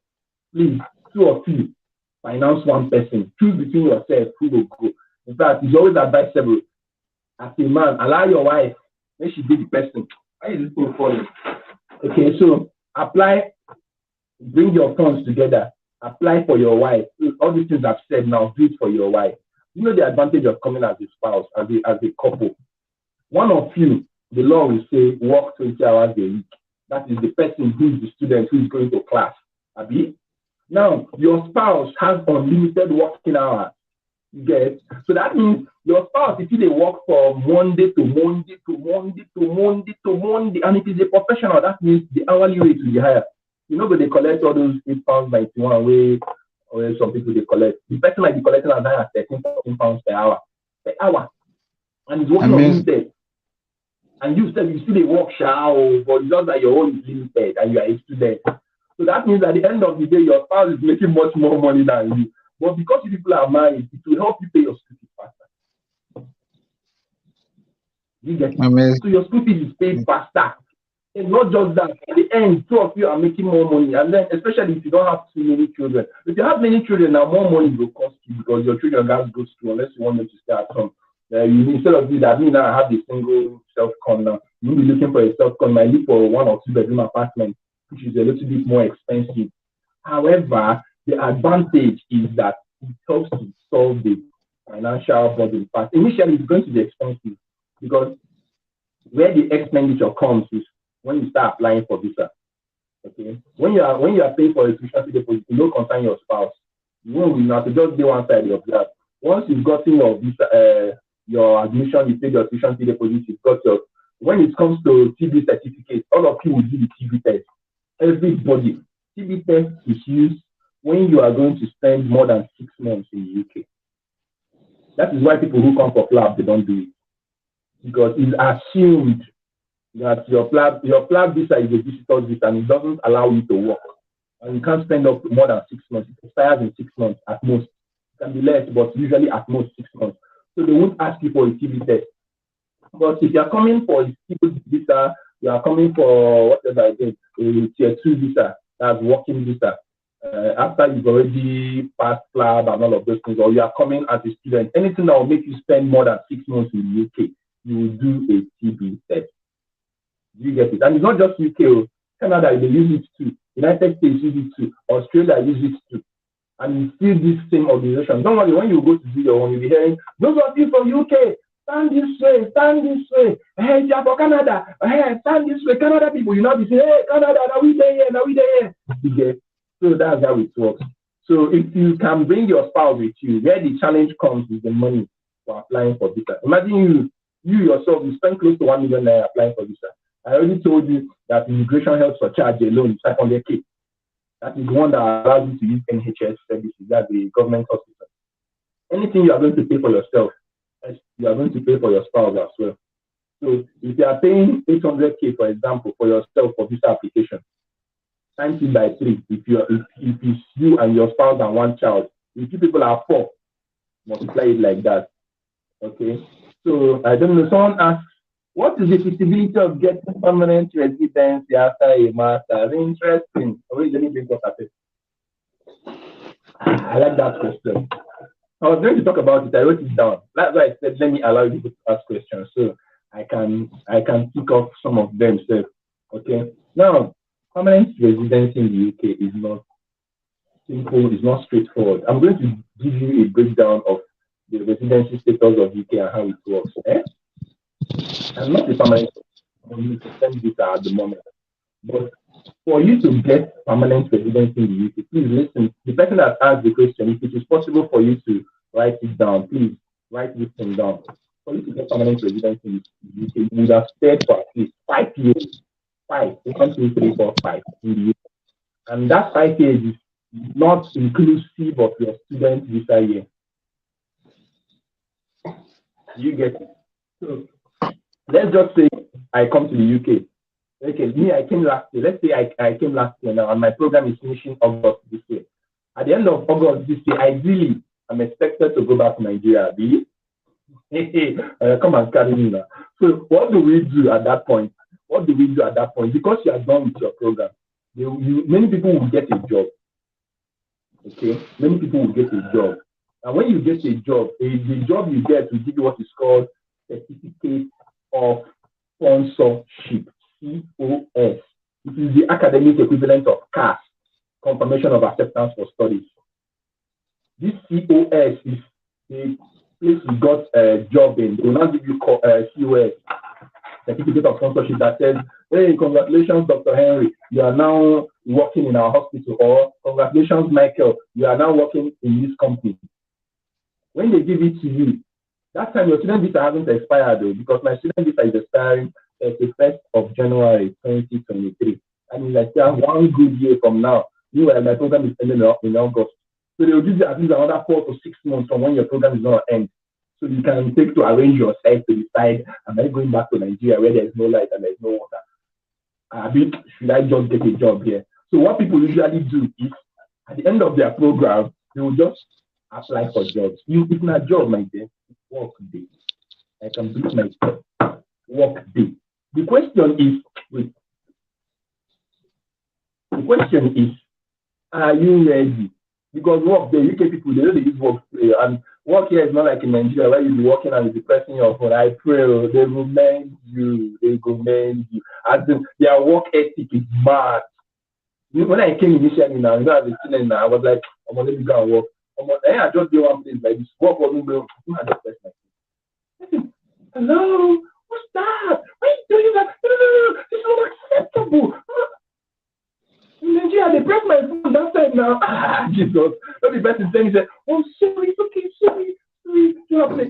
And then I go ask him this, you press phone? I beg go. It's like he's that serious because they are paying you per hour, so they expect you to be working. Person they give you maybe 14, 15 pounds per hour, and then you get 1 hour they press phone. True, you get so it makes sense. So if they give you a job, what you now do, you now use that their certificate they give you for job to apply for a different visa category. You get this? So that visa category is usually working visa. So when you get that visa category you now that is when your residency status starts counting. So if the job they give you says you have a 2-year contract with us, remember it's a 2-year contract. So the visa they will give you will last for that 2 years, or maybe 2 years and a few months. But one thing with so many companies, if you are doing well, at the end of that 2 years, they might still renew, just like footballers stay in football clubs. At the end of the 3 years, they'll sign another contract and another one and another one and another one. Okay, so by the end of 5 years of stay in the UK as a non-student, you will now apply for what is called ILR. ILR. What it means is indefinite leave to remain, aka permanent visa. It is not depending on citizenship, it just means you can now stay for as long as you want. So after 5 years, you apply for that one. So, but if you now happen to get a job that gives you, that says, you know what, congratulations, so you are going to be working with us for 5 years. You're sure. Now to just stay with them 5 years. At the end of 5 years, you just go apply for ILR. ILR will take about 1 year to come out. So when it comes out and it is granted, my dear, that is 6 years in all. You are welcome. You are now an official permanent resident of the UK. I don't know if that answers your question. So what people usually do is, when like I always tell people, masters is the least to come out. Not to say you won't go study. Yeah. So you just come and study. At the end of the program, you get it. Don't worry, work. Okay, you get job. You get job that will say 2 years. Okay, no wahala. You just be doing the work, don't work. So while you're doing your job very well, before the end of 2 years, the company will say, no, Dr. Linda, you've been a very nice person. Let's extend. They'll give you another 2 years. You keep working. Another 1 year again. Then once 5 years don't complete, apply for ILR. It comes out and you become a permanent resident. And then with that, there is also, I think there is a citizenship application as well. You get it.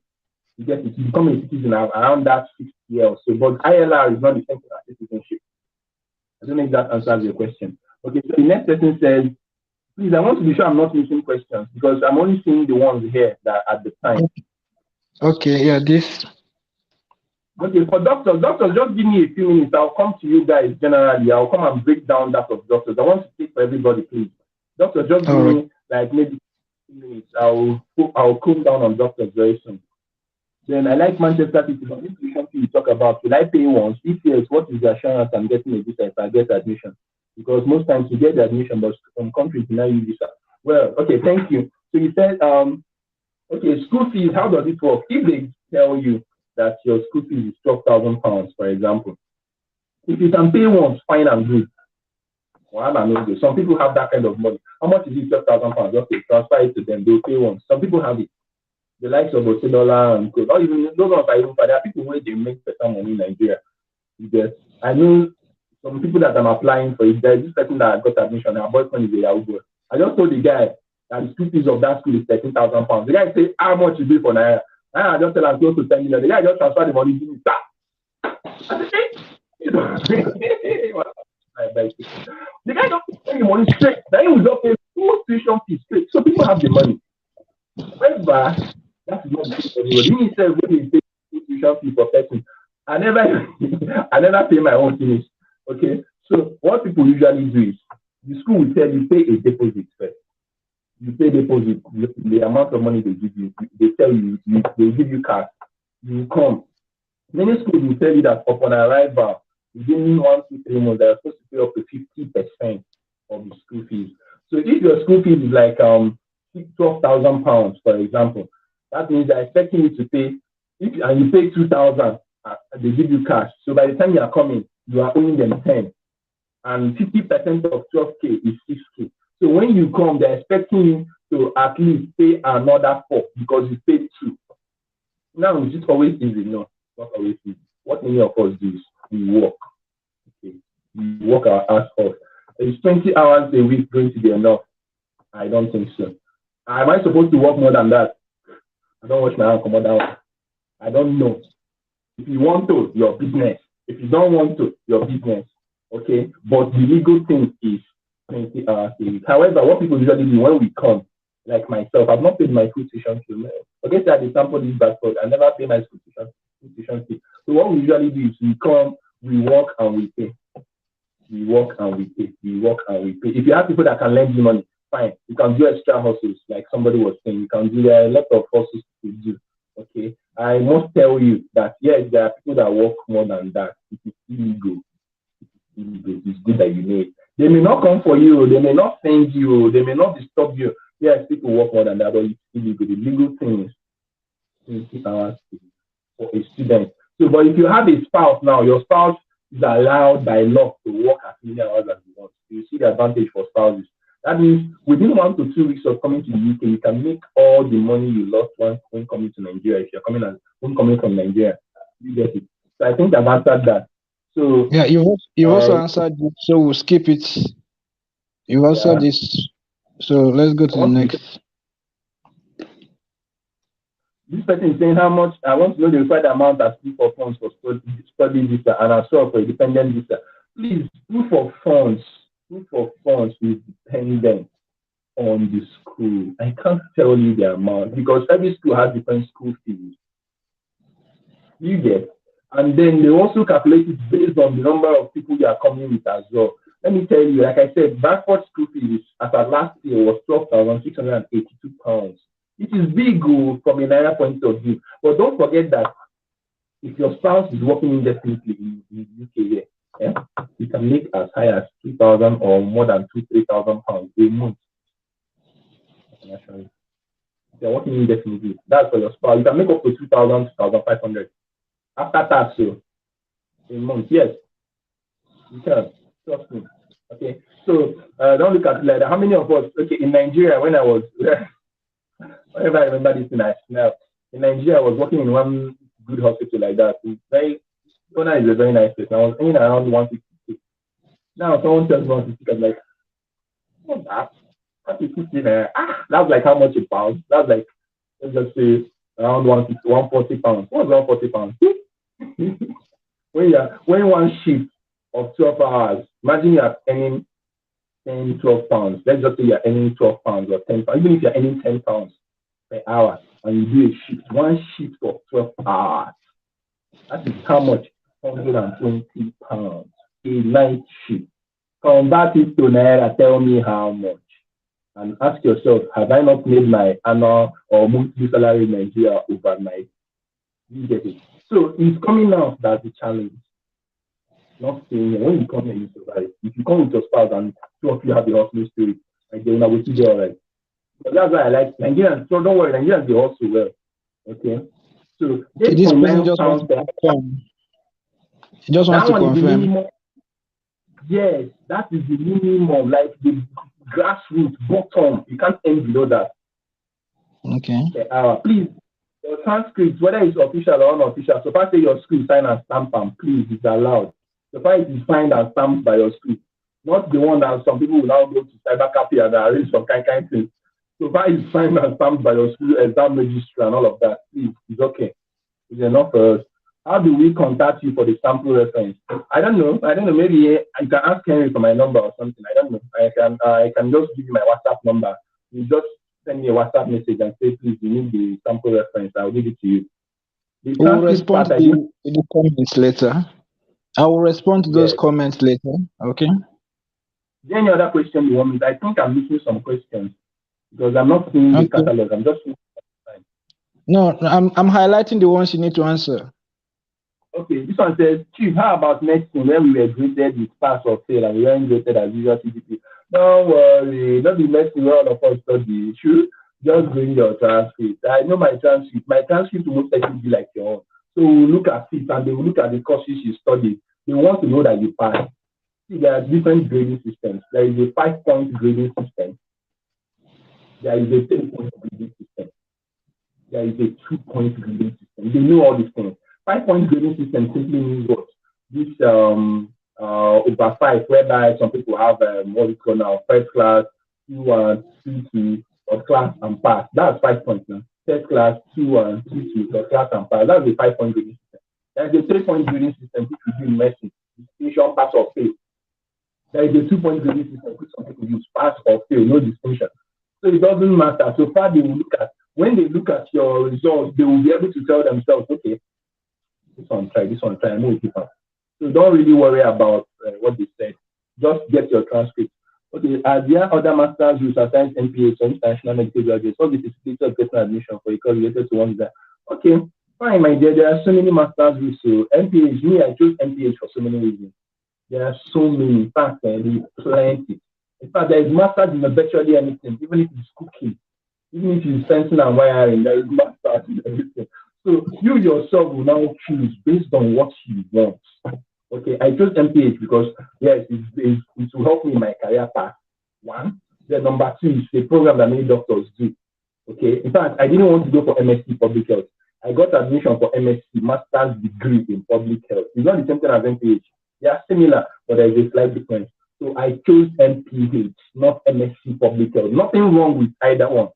Not just that, there is masters in data science, there is masters in anything, even microbiology, medical, mental health, nothing, plenty. And then, please, let me quickly add this information as a scope. Please pay attention. This is a scope. I don't always say it, but it's a scope.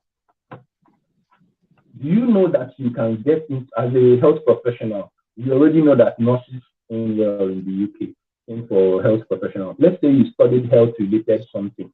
Health-related, you're not a doctor, you're not a nurse, but you studied something health-related. Do you know that you can enter into the UK NMC? NMC is Nursing and Midwifery Council as a nurse within 2 years.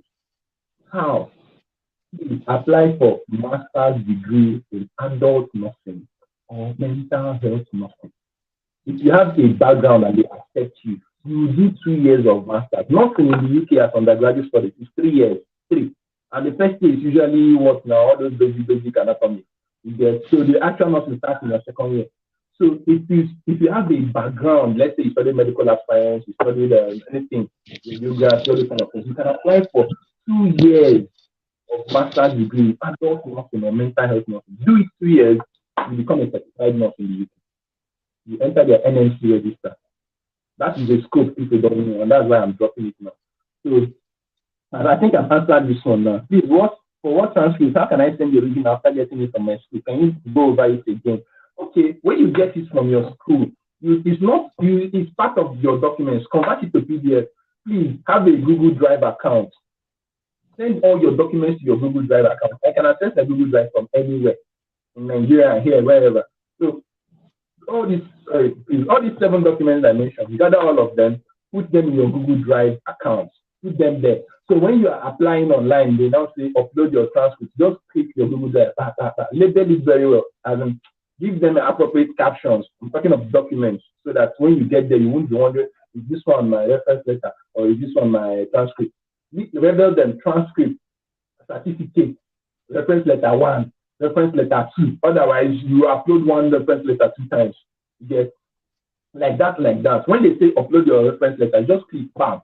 They say upload transcript, you click like that. But if you say they should send it to one school, almost the money, one, it will take a lot of time. It will take almost 3-4 weeks or even more than a month before it gets to them. And they won't access, UK people will not access your admission application except all your documents are complete. That is why you need to upload it yourself.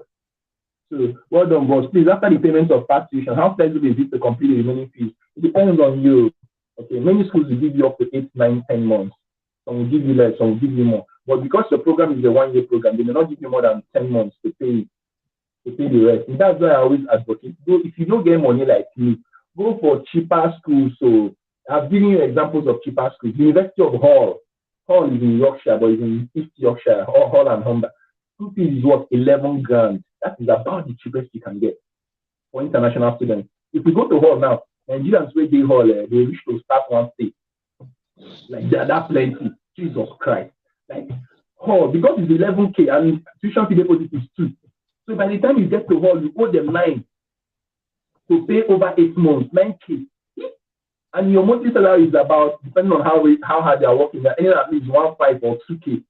Or let's just say on the average 1K, depending on how often you are working. You're paying at least 1 to 1.5. And how much do you need to maintain yourself? You don't need much. I don't need much.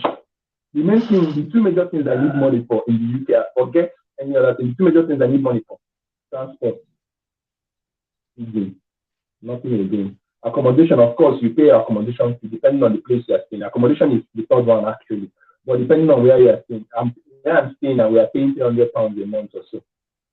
Here, accommodation is a month most times. £300 a month.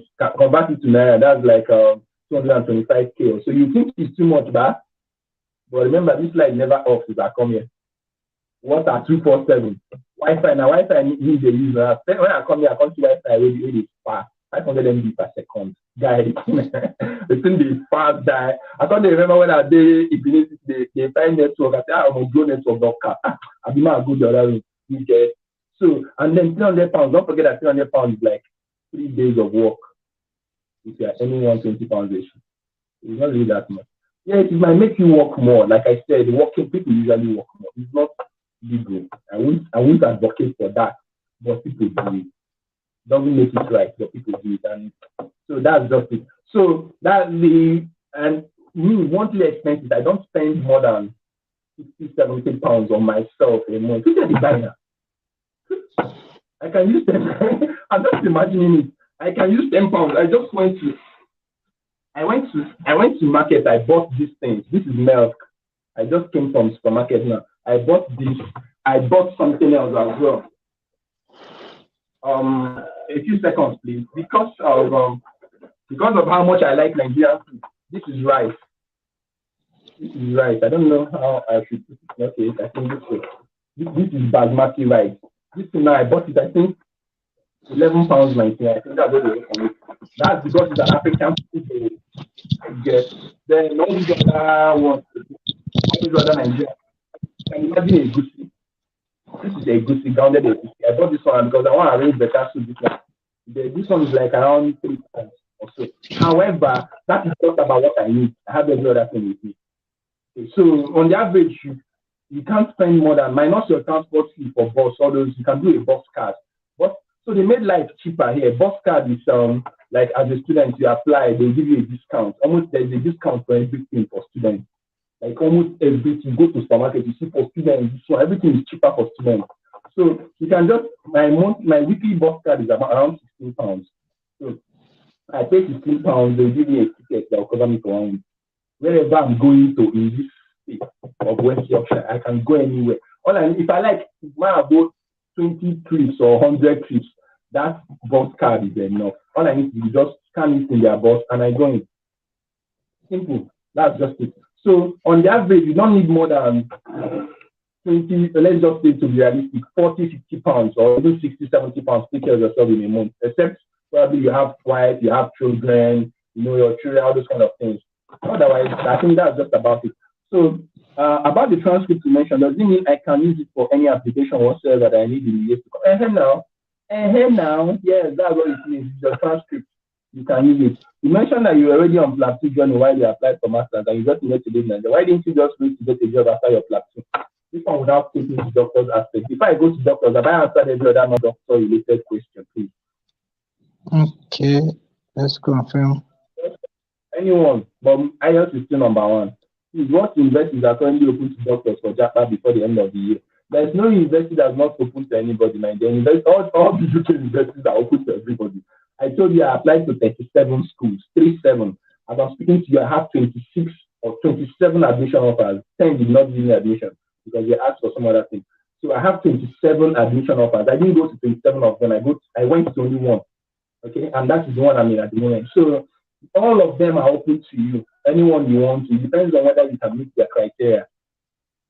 Okay, I think I've answered that one. So is there no scope for those in the arts to transition into nursing? It's going to be difficult. You ask yourself, I said to study art. You won't come to understand the basics of anatomy. It's going to be difficult. There is always a conversion program, though. There's what we call conversion program that people can do, but it's difficult. You have to spend some time doing that program, understanding the basics of science, maybe for another 1 or 2 years before you now start thinking of going over to nursing programs or stuff. Otherwise, you can't just come from arts environment. You study law. I think this is Antonia. Yes, Antonia. Antonia, are you not a lawyer? So you want to jump from being a lawyer to carrying a stethoscope overnight. So you have to go through a conversion program. There are conversion programs that you can do that will now give you just like now. Imagine I want to become a lawyer tomorrow. I will now just wake up and now start working as a lawyer. What experience do I have? So I will need a conversion program, stuff like that. I think that's just it. Okay, thank you, Dr. Casey. We've exhausted bulk of the questions. Some of them overlap, and you have attended to them already. Okay, so I won't be highlighting them. I think it's safe now for you to go into addressing doctors specifically. I think those who are not doctors that attended this program should have gotten value. And if you're one, you can just appreciate Dr. Casey in the comment section as he goes on to talk about the remaining part of the program before we wrap up. Thank you, everybody. Thank you, guys. I really appreciate it. Please, I want to spend the final few minutes, maybe 20, 30, 40 minutes to still talk about doctors, and not just doctors, health professionals generally. So you don't need to leave now. You can still pay attention, especially if you have a health science background or something. So let me quickly talk about that. So for medical professionals, we have a few questions. So how do we go about it? As a doctor, I'm sure that some of us are asking ourselves this question. Okay, should I go for PLAB 2 or should I go for masters? Usually, masters is not something that usually comes at the back of our mind. Okay, and in this session, I promise to be as real and as honest with you as possible. Why? Because should I speak on this line? It's too bright. Okay, so for doctors, the slight challenge we usually have is that we don't have money. It's not.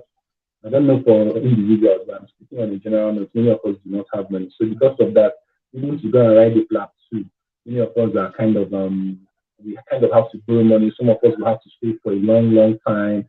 So it becomes difficult. Now, if you want to overlap it with something, a program like a master's degree that's even much more expensive when you leave the first time, for you to leave the first time, it becomes virtually impossible from a logistics point of view. So I'm not going to kid you. I'm not going to pretend like everything is going to be all glossy and all beautiful. I'm going to be very honest with you. Okay?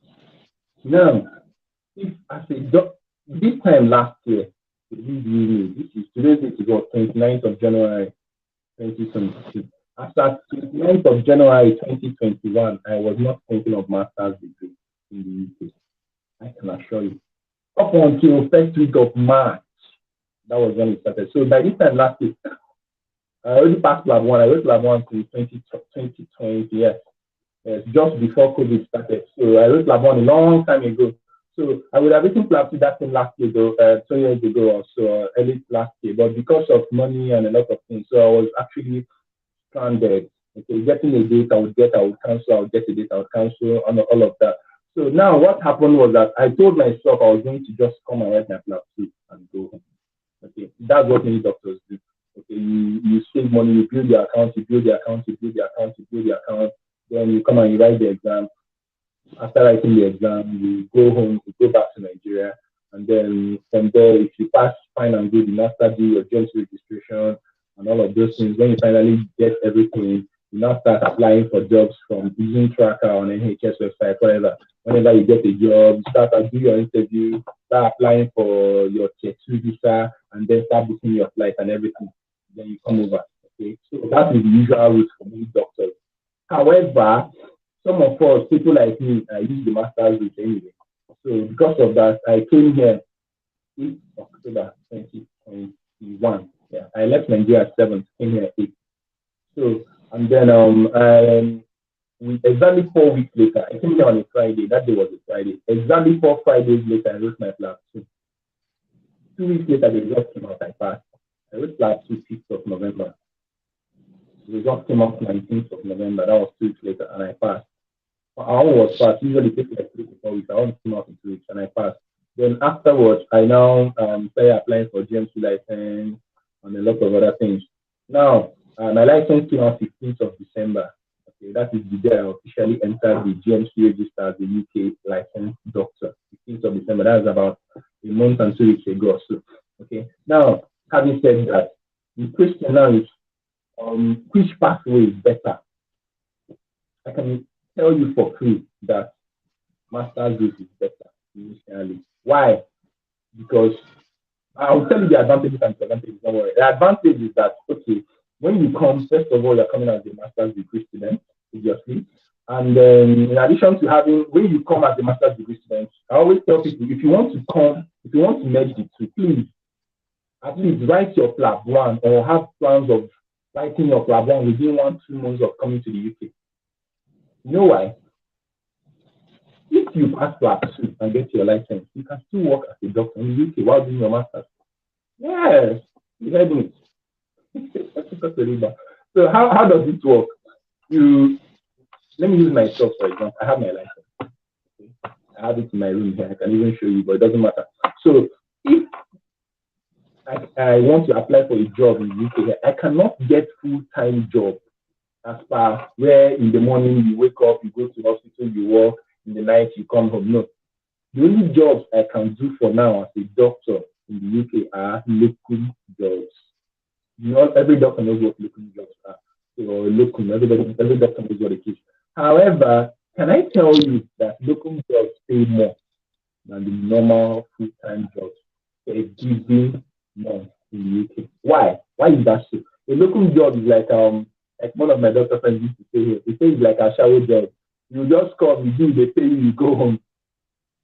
I come here, I work 12 hours. You pay me. Usually they will pay you for 11 hours because they will give you 1 hour break. They don't expect you to work from 6 p.m. to 6 a.m. I do night shifts, so some people do day. I don't like day. I use my day to rest. As I'm speaking to you now, my next shift starts. This is 17:47. That's let's say 13 minutes to 6.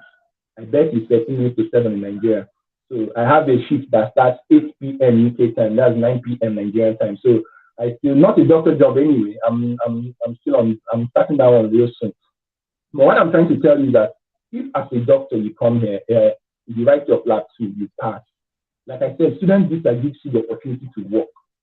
And if you pass your PLAB 2, you can work as a doctor as well. All you need is local shifts. And local shifts, how much is local paid in Nigeria? Let me tell you, I'm sure all of us know, at least all the doctors there. In Benin City, where I stayed up until I left Nigeria, local shifts are usually around, we'll say, there's a local shift available, all these are bad, there's a local shift available, XYZ hospital in Monsieur or in Ubo of Benin, from 8 a.m. to 4 p.m., 4,000 That's like around, let's just say 500 naira per hour.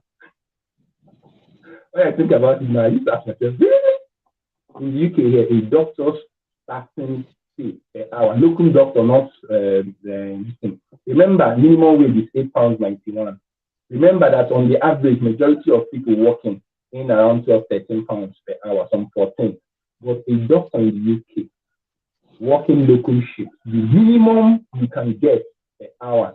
Let's say you just come medical school today, you never even do our job, you just start work. It's £35 per hour. 35. If it goes any lower, the cheap. Now, if you've had experience with the NHS, you are doing well, you've worked in 2 or 3 hospitals, you can go as high as 40 or even 50. So the range is usually 35 to 40 per hour. Per hour. So that means if you do 12-hour shifts or night shifts, or let's say you start with morning shift, you do like 9 to 5, that's an 8-hour shift. Okay, times 35 by 8. That is how much you got in a day. Okay. So that's like around, let's just say around 270 to 80 pounds. How much is 280 pounds in there?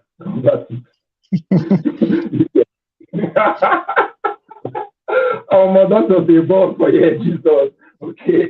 So now they are going to subtract tax and all of that. Anyway, I can tell you many doctors don't like, many doctors when they come to the UK, Henry, remember all those our chiefs now, all those they are fired themselves. Yes. Many of them are locum boys they do. Guys, many of them they don't agree start full-time work because a locum shift. So okay, somebody said some even pay £75 per hour. Coverage, thank you. Yes, there are some hospitals. There is this hospital where Dr. Vision that got married last month works. There was a place where their house officers, because the UK health system, they need health professionals like mad. Like they beg you, brought a beg now, please now, okay now. That's why when we negotiate, they use big boys swag. You know what you want to pay me? £35 an hour. Really? Nah, I don't want to keep that. Thank you. £35? Me? Really? Seriously? No, I'm not interested. Okay. So but they not say they come from Nigeria, they pay us 5K a day or 4-5. There was one night shift I did the one hospital in Benin City. One night shift, that night shift capped like mad. I'm on a 3K, they pay me 3K. And they come the next morning, I get their last there. From 8 p.m., 6 p.m. to 8 a.m., 3K, Jesus. Okay, it was so painful, but that period, I needed so much. I needed money like mad. That was when I was processing this. I didn't even have money to even get food to eat or something. But here, if the hospital is so desperate, they can pay you up to £50 per hour. £50 is how much? Ask yourself. £1 is like £100 is like let's just say 75K. So £50 is like at least let's just say 35 or 34, 35K per hour. Jesus. Hey, you not do 12 hours, you pay 11. And that's for one day. You not do for 1 week. And you not do for 1 month. Hey, anything you don't go your village like you just say you want to buy the food village. When they say the food village give you. Anybody will talk anyhow, you don't buy that person join. You get. So those are the advantages. I know some local doctors here in the UK that earn as after tax, because the higher you go, the tax system is such that the higher you go, the more the tax. Okay, so normally, if you are earning anything less than £12,570 per year, that's about £1,000 a month. If you're anything less than that or around that, they need tax shift. Their tax system is the same pay that pay as you earn. So they call it personal allowance that you are supposed to take care of yourself. So once you've exceeded 12,570, sorry, up until £50,000 a year, they will charge you 20% of that thing, of that your salary, annual salary. Now, if your annual salary is between 50 grand and 150 grand, they will charge you 40%. If your annual salary is anything above 150 grand, they will charge you 45%. That is the highest rate anybody can pay as tax in the UK. All those footballers that are earning £100,000 per week, of course, you know that if you times it by 52 weeks, is more. So those ones, they are paying 45% of that money to the government. All those are Musala and all those are the big boys. So in fact, majority of footballers in Premier League now, because no matter what they are paying you as a Premier League footballer, by the time you add it over 52 weeks, it's going to be over £150,000. Okay, except you are earning less than £3,000 a week. That is when it will be. So, but if you are earning anything above £3,000 a week as a footballer, you are paying 45% of that to the government. Okay, so but might not be 45% of it, the other 65%, because they're not for you to go now, that'll be 55%. Okay, but for doctors there in the UK, I know many doctors, in fact, even this compound now, there are many, they are earning as high as £6,000 to £7,000 a month. As locum they do, maybe because locum shifts are so many. And like I said, the more experience you have, you might work in this hospital. I live in Bradford. I might work 1 month now and say, you know what, I don't like this trust again. Trust is like, what they call trust is like, how do I put it now? A conglomeration of hospitals in a locality. So they call it trust. Bradford Trust, Leeds Trust, you get Manchester Trust, something like that. So if you leave and go to another place, because you've had an experience under your belt, you can negotiate for more. So I've not started, but I hope to start soon. So imagine I start now and they tell me, okay, Dr. Casey, because you don't have a UK experience yet, we might be paying you £35 per hour. I'll be like, I'm not an FY2. Doctors know that it's FY1, which is house job, FY2, which is year after house job. Then before you now start, I'm 3 years post medical school, so I'm not even an FY2. FY2 is the second year post graduation. I'm already 3 years post graduation. You can't pay me that. No. I think they said, if you don't want to pay me £40 per hour, all of you should get out. You know, I don't know that they collect 5K for you see their difference. So that is that. So you can, my point now is that tells you of the advantage of coming as a master's degree student. Okay? You get to work because, but if you are coming as a PLAB or PLAB, you're going to spend a lot of money. And they will give you a 6-month visa and you won't work. How much is the difference in output? I know the financial part is where you're going to ask me some questions. For you to come for PLAB 2, you will need 1.5 million naira to 2 million at least. Abi? That's the truth. When you, I'm not even asking when you are your PLAB 2. That won't bring you back with registration and all. On the average, because PLAB 2 itself now, because of the depreciation of naira, PLAB 2 is 879 pounds currently, and that's around 600k plus in naira. Only the PLAB 2 money is 600k plus already. Okay, now you've not added how you are going to build the account, blah blah blah blah blah blah. How you are going to apply for visa, how much you are going to use to apply for visa. If you now do priority visa because you're in a hurry, you pay extra 20 pounds. Then you've not added your flight ticket. Maybe you now book return tickets, join. You've not added how much you are going to use to your living expenses for that period because you won't come to UK a day before your exam. You might come like 3 to 4 weeks. People come on the average 3 to 4 weeks before exam, so they can do go to Samsung's academy, practice, get the hang of the whole thing before they go into exam. So on the average, you are staying at least 1 month in the UK. You've not even added the accommodation money. There you go stay. Let's say you want to stay, you want to be staying forever. Okay. So you say, so someone is saying that for everything around 2.5 to 3k pounds, you see. So that's at least almost 2.5 million naira thereabout. Okay. So now for me, for 2.5, okay, you said 2.5 to 3 million, exactly what I said. Now for me, coming here as a master's degree student, how much did I spend? I spent between 4 and 5 M. Can I show you? Because like I said, I knew I wasn't going to pay everything anyway. So that tells you that now about 1.5 million naira difference between coming for PLAB 2 and coming for master. So if you're coming for masters, if you have up to 4.55 M, you're good to go, especially if you're going for cheaper universities like Seaside, like Hall, like this one, what I do now. Although this one now, like I told you, they 5k you pay to Nigerians. So instead of paying like 17, 18k, you pay like 12, 13k. Okay. So, and then remember, you don't have to pay everything. But the challenge that this one brings with it is that they might start asking you to complete the 50%. And so if you use 4.5 million naira to bring yourself to start the master's, and then upon arrival now, within 2-3 months later, they're asking you to pay them the remaining 4,000 pounds. That's where the challenge comes in. And probably you may not have made 4,000 pounds in that period. That's why I said go for cheaper university. You will have the right to work. You will work, you will earn more. Of course, many of you will break the rules and work more than that anyway. They will not hire. I know Nigerians. I see Nigerians everywhere. So it's illegal, but that is what some people do. I will never advocate for that at all. It's very, very illegal. So my point is this, that you can get to work, pay your school fees, and even take care of your loved ones. Me, I can't say I've done everything, but I'm doing my best at the moment. However, getting a job as a local doctor in the UK can take some time. Imagine I got my license in the 16th of December. Now I haven't started because there are a lot of certifications they will ask you to do. They will ask you to do BLS certificate. Not even that Nigeria own. They will organize it for you in the UK online. You do. They will still tell you the same things you knew in Nigeria, or the same 30 compressions to 2, blah, blah, blah. Everything they will tell you. They will give you a mannequin. It's the same thing you knew anyway. Okay. So at the end of the day, they will charge you 42 pounds for that, so that they can give you a certificate. Without that certificate, you don't work.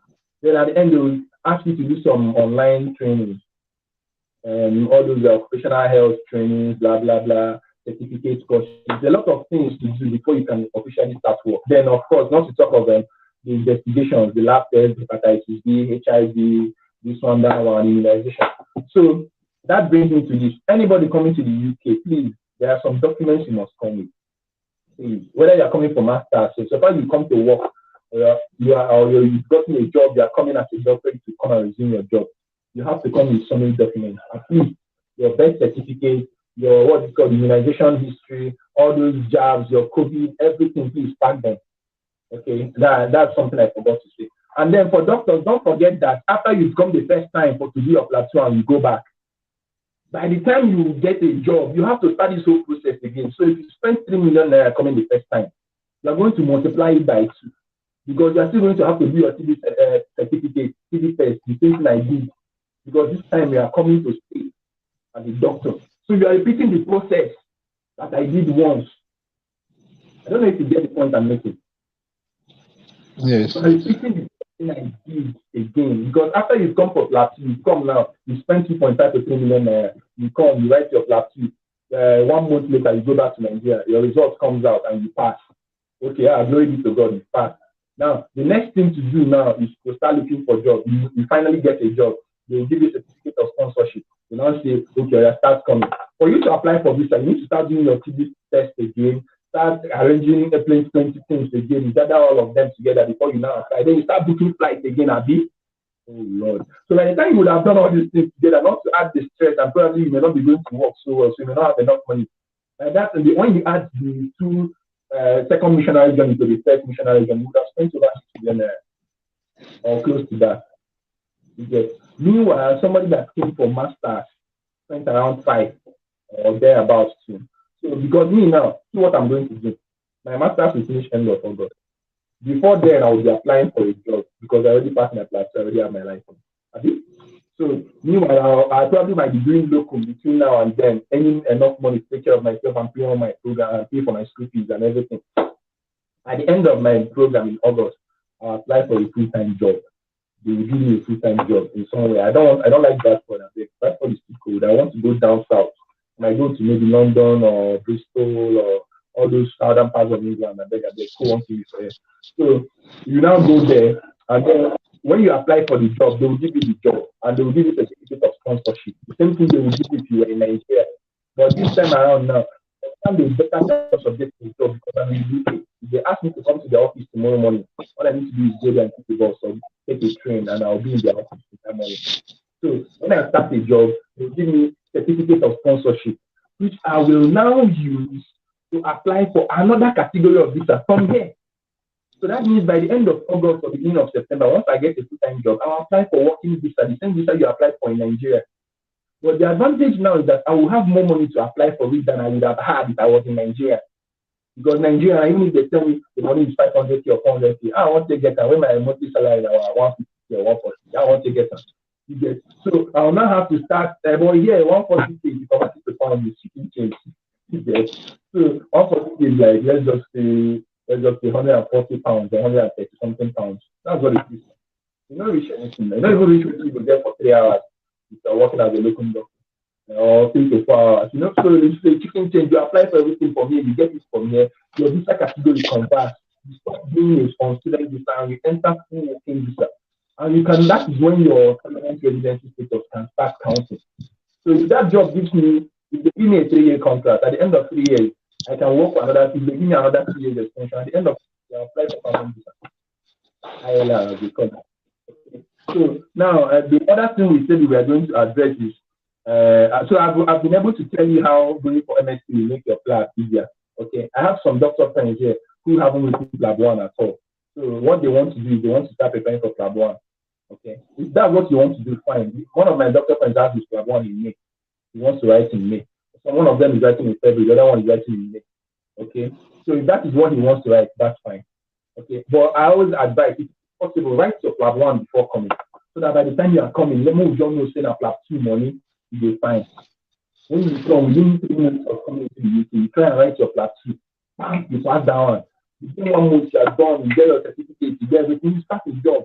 If you are doing masters, you can be doing local, like I said, and local will pay you more than full-time job. A full-time job for a doctor in the UK, let me tell you, full-time job as per morning, you go to work, you come back.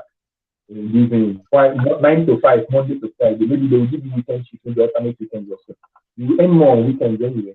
On the full-time job, you might be earning after the whole deductions, so the whole pension, national tax, retirement, like all those things nonsense. But you're earning around 2,500 to 3,000 pounds. 2,500 to 3,000. There are some people can earn a little bit less, depending on where, but usually around. But the reason it is around that money is because, like I said, they are not deducting money for pension. They are not deducting. They are deducting pension. They are deducting this. They are deducting that. But if you are doing local, My dear, now shower work, shower work. Nobody is coming.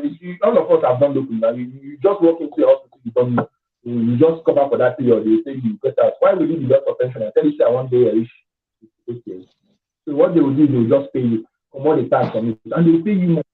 Like I said, if you have more expenses, end up to 60, 70 quid per hour.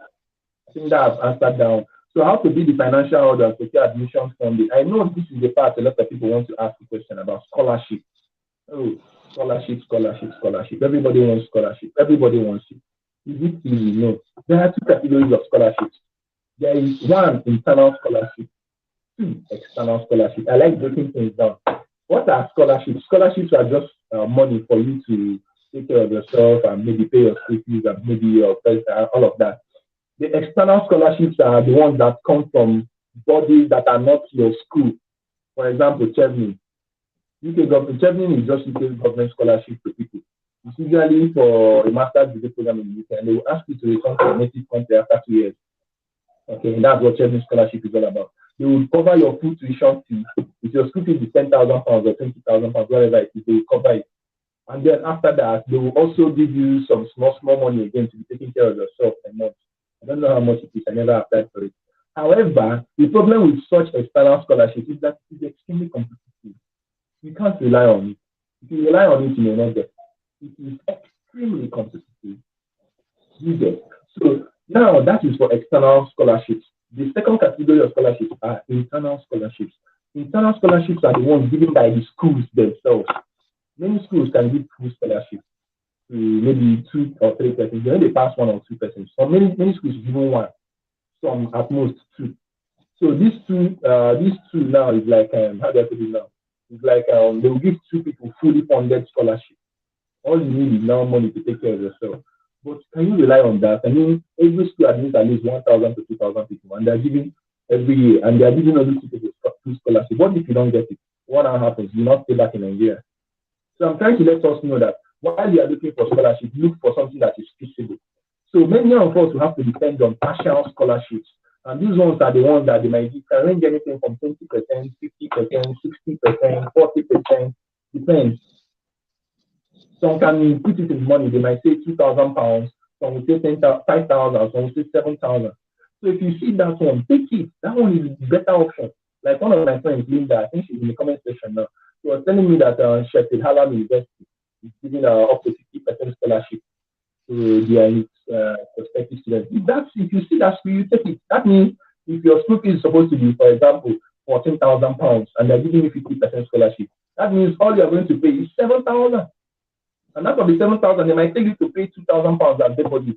So that means by the time you're coming to the UK after paying 2,000, what you're going to pay them is £5,000 over 1 year. I hope £5,000. I don't know whether you get the point. Even if the shit you pay, even if the stone they go the pack for factory, you still pay £5,000 over 1 month, over 1 year. I don't know if you get it. So these are the things I'm trying to let us understand. So if you want to go for scholarship, you may not get fully funded. But if you are very serious, you see a lot of, there are so many partial scholarships. Like I told you, the school offered me £5,000 repay, which is like let's say about 30% or 40% scholarship. That is why I'm able to come here. If not, I want to pay the 17,000 because I don't get money at all. So now money I don't get, I don't keep it. So then the next one is added benefits of extra degree for residency. Here in the UK, when you want to apply for residency, they consider a lot of things. Okay, the advantage of having an extra degree as per MPH is that it means that you're taking more time to work on yourself and work on your academic portfolio. Okay, so it does not mean that somebody who doesn't have the extra degree will not get to, but it means that they will consider you ahead, especially when you meet other criteria. Now, let me tell you, when you're applying for residency in the UK, there are so many ways. I don't want to talk about that because they just know that there is the MSRA, multi-specialty recruitment assessment, which is like primaries, where you can write the exam, and there are about 12 specialties that use that MSRA. There is neurosurgery, psychiatry, OMG, radiology, child and adolescent mental health. There is I think pediatrics as well. There are so many, about 12 of them. So it's like primary is written every January, okay? And that's the first round. Second round is written around August, September. But the main faculties or many departments will accept only from the first round of every year. So if, let's say this January now you write it now, or next January, depending, you write that exam and you pass it. Okay, they will do interview depending on your score. If your score is very high, they have 3 different ways of scoring. Either you fail, you pass, or you pass with what I would call a distinction. If you pass very well, or those, let's say you want to study, or what you want to specialize in residency in those 12 specialties, they will just, if you score very highly, they will just give you that residency slot. There, Obina, you've been offered a residency slot in obstetrics and gynecology. No interview, nothing. Especially when they now ask you, do you have a postgraduate degree? Fine.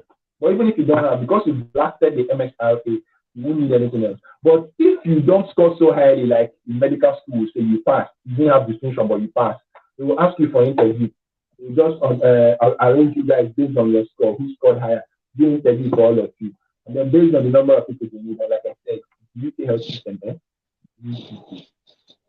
need people like mad. That's why you're hearing on healthcare assistants with HCA. I'm hearing people have been. It's not something I want to address today. So my point is, as a doctor, that one is a very good option again. Okay, so with your MPH, it gives you an added advantage. Oh, you already had an MPH. Where UK University? Wow, it's an advantage to you. And then if you are now applying somewhere like surgery, where some surgery specialties do not do MSIP, all those are they ask for your portfolio and they score you based on your portfolio. And part of the things they ask for in your portfolio are things like whether you have a second degree, whether you have a postgraduate, whether you publish any research article, whether you had you taught students, you had any, all those kind of things. They will just add all these things together to score you to know whether they should give you that thing or not. So if you have a postgraduate like MPH or MSc neuroscience or the likes of people that want to do neurosurgery, it gives you an advantage as well. Okay? So that's that. Then the last thing is how to progress to permanent visa. I already answered that one. It's time to start preparing. Once you start preparing is now. Please always beg everybody. Even if you don't want to travel to the UK, you want to go to the US, you want to go to Canada, you want to go anywhere, please get your passport. Get your passport. You don't know what will happen tomorrow. Tomorrow now, you might even maybe, because sometimes passports become very difficult to get. They will tell you booklets are not available. Hey, booklets, so this one, that one. It took me 2 months to get my passport. I applied in August, I got in October of 2019. Okay. But some people will apply within 2-3 weeks, depending on the availability of booklets. You don't know how it will be when you apply. So the earlier the better. If you don't know it, just apply. If it expires, the conventional ones will expire after 5 years. I think 64 pages is up to 10 years or so. So get your passport down. Even if you don't want to travel, get it. Okay. Then when you start getting, depending on the route you want to use, if you want to use the PLAB route, fine and good as a doctor, no problem. Me, let me tell you the truth. If I didn't have this knowledge, I would have used the PLAB route. It would have been much more difficult for me. But because I wanted to use this route, it was easier for me, but difficult at that time because I didn't have money. It was difficult because I borrowed. In fact, the only person who I know beg for money now begged for himself. I begged everybody else because it was that difficult. But now I'm paying much more. Okay, so I can comfortably get more money now. After I pay some part of it, I said, "What am I paying now?" Okay, I have a list where you're on this board. I have a list where anybody will pay, I'll go and mark and say, "I paid this one," like that until I pay everybody. Okay, so that's how it is. I don't know if there's any. I'm looking at my question. The added benefits of extra degree to progress to permanent visa. That. So I don't know if there are any questions. Doctors, this is 13 minutes after 6 in the UK. Yeah, Dr. Casey. Thank you so much, Dr. Casey. You have been. I think the word should be effusive. This is an outpouring now. We are grateful. Thank you so very much. People already appreciated you on the comment section midway when you finish the first segment, but I'm sure there will be more appreciation that we can just type in on for him to see. So I will just allow you to attend to only one more question here. It's not so directly related, but then the person wants your opinion, so I will just highlight it for you. Okay? There's a second question here that I will attend to myself when you're done. So this is it. Okay, what's your take on NYSC? Wow, Very important question. Okay, this is my take on NYSC. Are you going? Do you have plans of going back to Nigeria in the future or not? Do you have plans of working in Nigeria? Do you have plans of going to Nigerian political sphere or taking up any post in Nigeria subsequently? If you have any, NYSC, even if you don't want to do it, go to campus, snap picture, put up on Facebook, just in case in 20 years' time your political opponents will say, I know him now, my classmate, he didn't serve his country. He cannot be the commissioner of health. No, he didn't serve his country. So if you have anything like that, but the truth is that you can never tell. So if you don't have any intentions, nothing concerning you, my dear, if you want to go to NYSC, nobody's freaking business. You can if you want to. I have so many doctor friends, even my classmates who didn't do it, who are not even interested. In fact, the NYSC should go to hell as far as they are concerned. If their choice is their business, that's fine. Me, I did NYSC before med school because I had a degree, did NYSC, then came to Uniben to med school, to do med school. So I already did it. But even if I were to do it all over again, even if I don't have the full time to do NYSC, I will at least go to camp, snap picture, come outside, post time for Facebook just for prosterity's sake. Remember Kemi Adeoshuna that year, the former Minister of Finance, also post time there so that in 20 years, anybody will go stand up there when thunder will fire in Papa, so midday. You get so if you don't want to do it, fine. Like, that's okay. I mean, it's not compulsory. But if you want to do it, please, even if you don't complete it, just start and share. If you can get a certificate, fine. Because you don't know, maybe tomorrow one of your guys will become governor or president or whatever, and they'll say, okay, Dr. Emmanuel is like, I want to make you Minister of Health. Okay. Then your political opponents from maybe PDP or APC or whatever, and they'll say, no, that one, he did serve his country. How can you now come and be in a country where it is self? Okay, and it becomes a problem. I think that's just it. I don't know if you have any other question. Okay, that's Dr. Casey. Thank you so very much. Thank you. The question here, I said I will attend to it. Is about dentistry. So I'll just comment on it. I don't think you need to respond. So the person is asking, how about dentists? Any advice on pathway? So there's a friend of mine who, okay, not exactly a Nigerian. I think he's from Trinidad and Tobago, currently in Jamaica. But he studied medicine first, then he wants to become an oral and maxillofacial surgeon. So he has completed a dental degree. He's in final year currently. So he has done a lot in terms of the pathway. I intend bringing him to come and speak on the channel. So you just stay tuned, subscribe if you haven't, and turn on notification. When it is time, I will send out flyers also. So he'll be able to talk more about the kind of exams that dental or the pathway that works for dental students. All right. So Dr. Case, I don't know if you have any special information to add to dentistry, or that will be okay. Okay. The only thing I need to say is that, as you know, I'm not a dentist. I'm a doctor. I'm a medical doctor, not a dental doctor. So the UK, they have their, just like they have GMC, General Medical Council, they also have GDC, General Dental Council. I'm not exactly sure how their pathway works, but what I always tell my dentist friends whenever they ask me is that, how about you come for your master's? Come for your master's. When you are doing your master's, UK is like an open book. You see a lot of things. You meet a lot of dentists. You see a lot of people. You get to interact with them. You get to learn this. Then you plan your way. And remember, nobody who comes to the UK for master's plans to come back to Nigeria. Like, except maybe now 0.01%. I don't know. I don't know what they go through there. But I know they get life for that one and come to Jesus, go for peace. Come to you and not get life. Hey, I'm even surprised you have life in your office. Wow. I didn't Dr. Casey, thank you for coming around. Thank you, Dr. Casey. I think we are done, and this has been a very fruitful session. Dr. Casey, you are so grateful. Please let's appreciate him. I think there's been so many comments that you're yet to see. The people want to know how to connect with you, so I will respond to their comments on YouTube later. Okay, so the best way that you want to be reached. All right. So they should not call me. Why I'm saying they should not call me? This is a scope. Then they call people when they UK. I said they tell you to call them because when I call them when they pack shit. Especially when they work where they pack shit. We understand. They're not picking my call. I want to pick your call. Which you know what that is. We understand, sir. a WhatsApp message. When the person has done whatever he's doing, I will always reply. I try to attend to all the messages. That's okay. So Dr. Casey is a very agile man. He's full of energy. So he uses just the same method, whether you call him for a corporate talk or informal talk. So well, we've been blessed properly, and we are grateful to you. So this is the end of tonight's live session. Dr. Casey, we are good to go, right?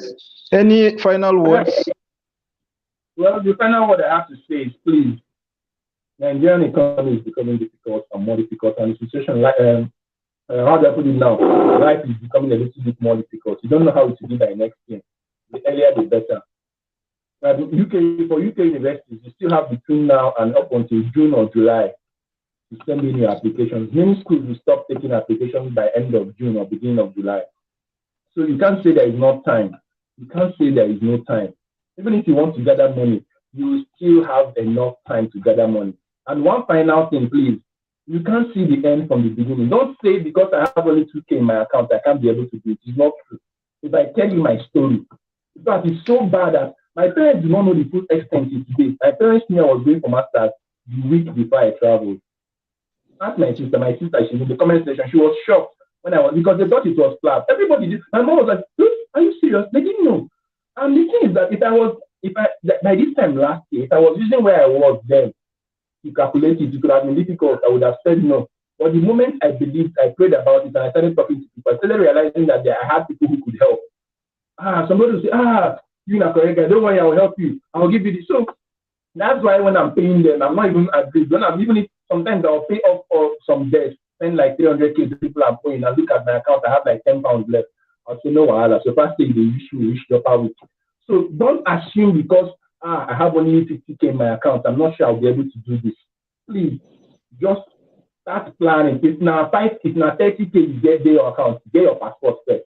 If you have another 40K, get your transcript first. Like that. Before you know it, that's what I was telling my child before. You will now get to the point where you realize that there's what we call Rubicon. A Rubicon is the point where if you cross it, you can't go back.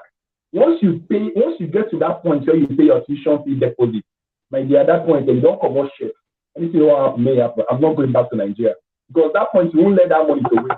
So you keep pushing until you land in the UK. And please, I want as many of you as possible to come to the UK by September, October this year. And when I got a message last 2 days ago that one of our colleagues, I don't want to mention her name, just arrived in Glasgow, Scotland, I was so happy.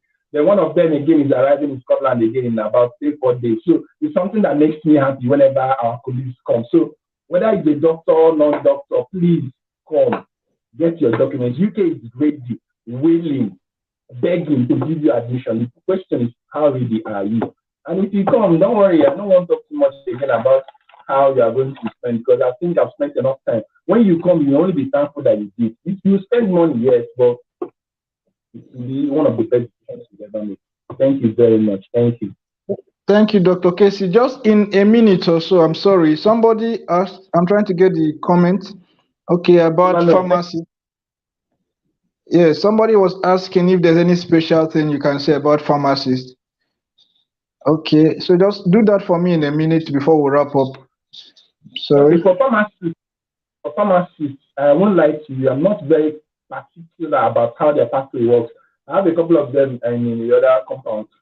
Usually when they come, I think there is this program they used to do. I've forgotten the name of the program they're supposed to do for about 1 year or so to become certified or so in the UK. In the UK, here, there are bodies that regulate every profession. There is HCPC for medical lab scientists and a lot of other people. Health and care positions, something. I've forgotten the name. There is GMC for doctors, there is NMC for nurses and midwives. So for pharmacists, I'm not quite very sure, to be very honest with you, but I know that there is this program they're supposed to do for at least 1 year or so, so that it can allow them to work officially as pharmacists. So if you can, fine. If you can't, please, if you're a health professional, you can gather all your documents, apply directly from Nigeria. You can get a job, and if you're a nurse, it's even better. You can even get some jobs that can sponsor your visa and everything. But that one is for working visa. However, our focus today is masters. So if you can't, as a pharmacist, you don't know all these things, please try the master's pathway. You will get an extra degree. you get UK experience, you get to work, and then don't forget that you're not going back, except you have plans to. Anything will bring me come Nigeria, two things. One, to see family. Two, marriage. If you pass these two things, I already come. Thank you, Dr. Casey. Thank you. Thank you, Dr. Casey. Thank you. So we appreciate you. The comment section is on fire for you. So I know you will just check it up later too. I couldn't highlight all. And I appreciate those who are also saying hi to me. One of the best ways you can appreciate me is to subscribe to the channel also. All right. So please subscribe to the channel because we're hosting more sessions bordering on different pathways or opportunities, postgraduate opportunities for anybody really, but medically inclined, we usually take preeminence. So thank you very much, everyone. And it is night here. I don't know which countries you are logging in from, but wherever you are, have a good one. Dr. Casey, thank you. We are grateful. All right, bye, everyone. Bye, go shop.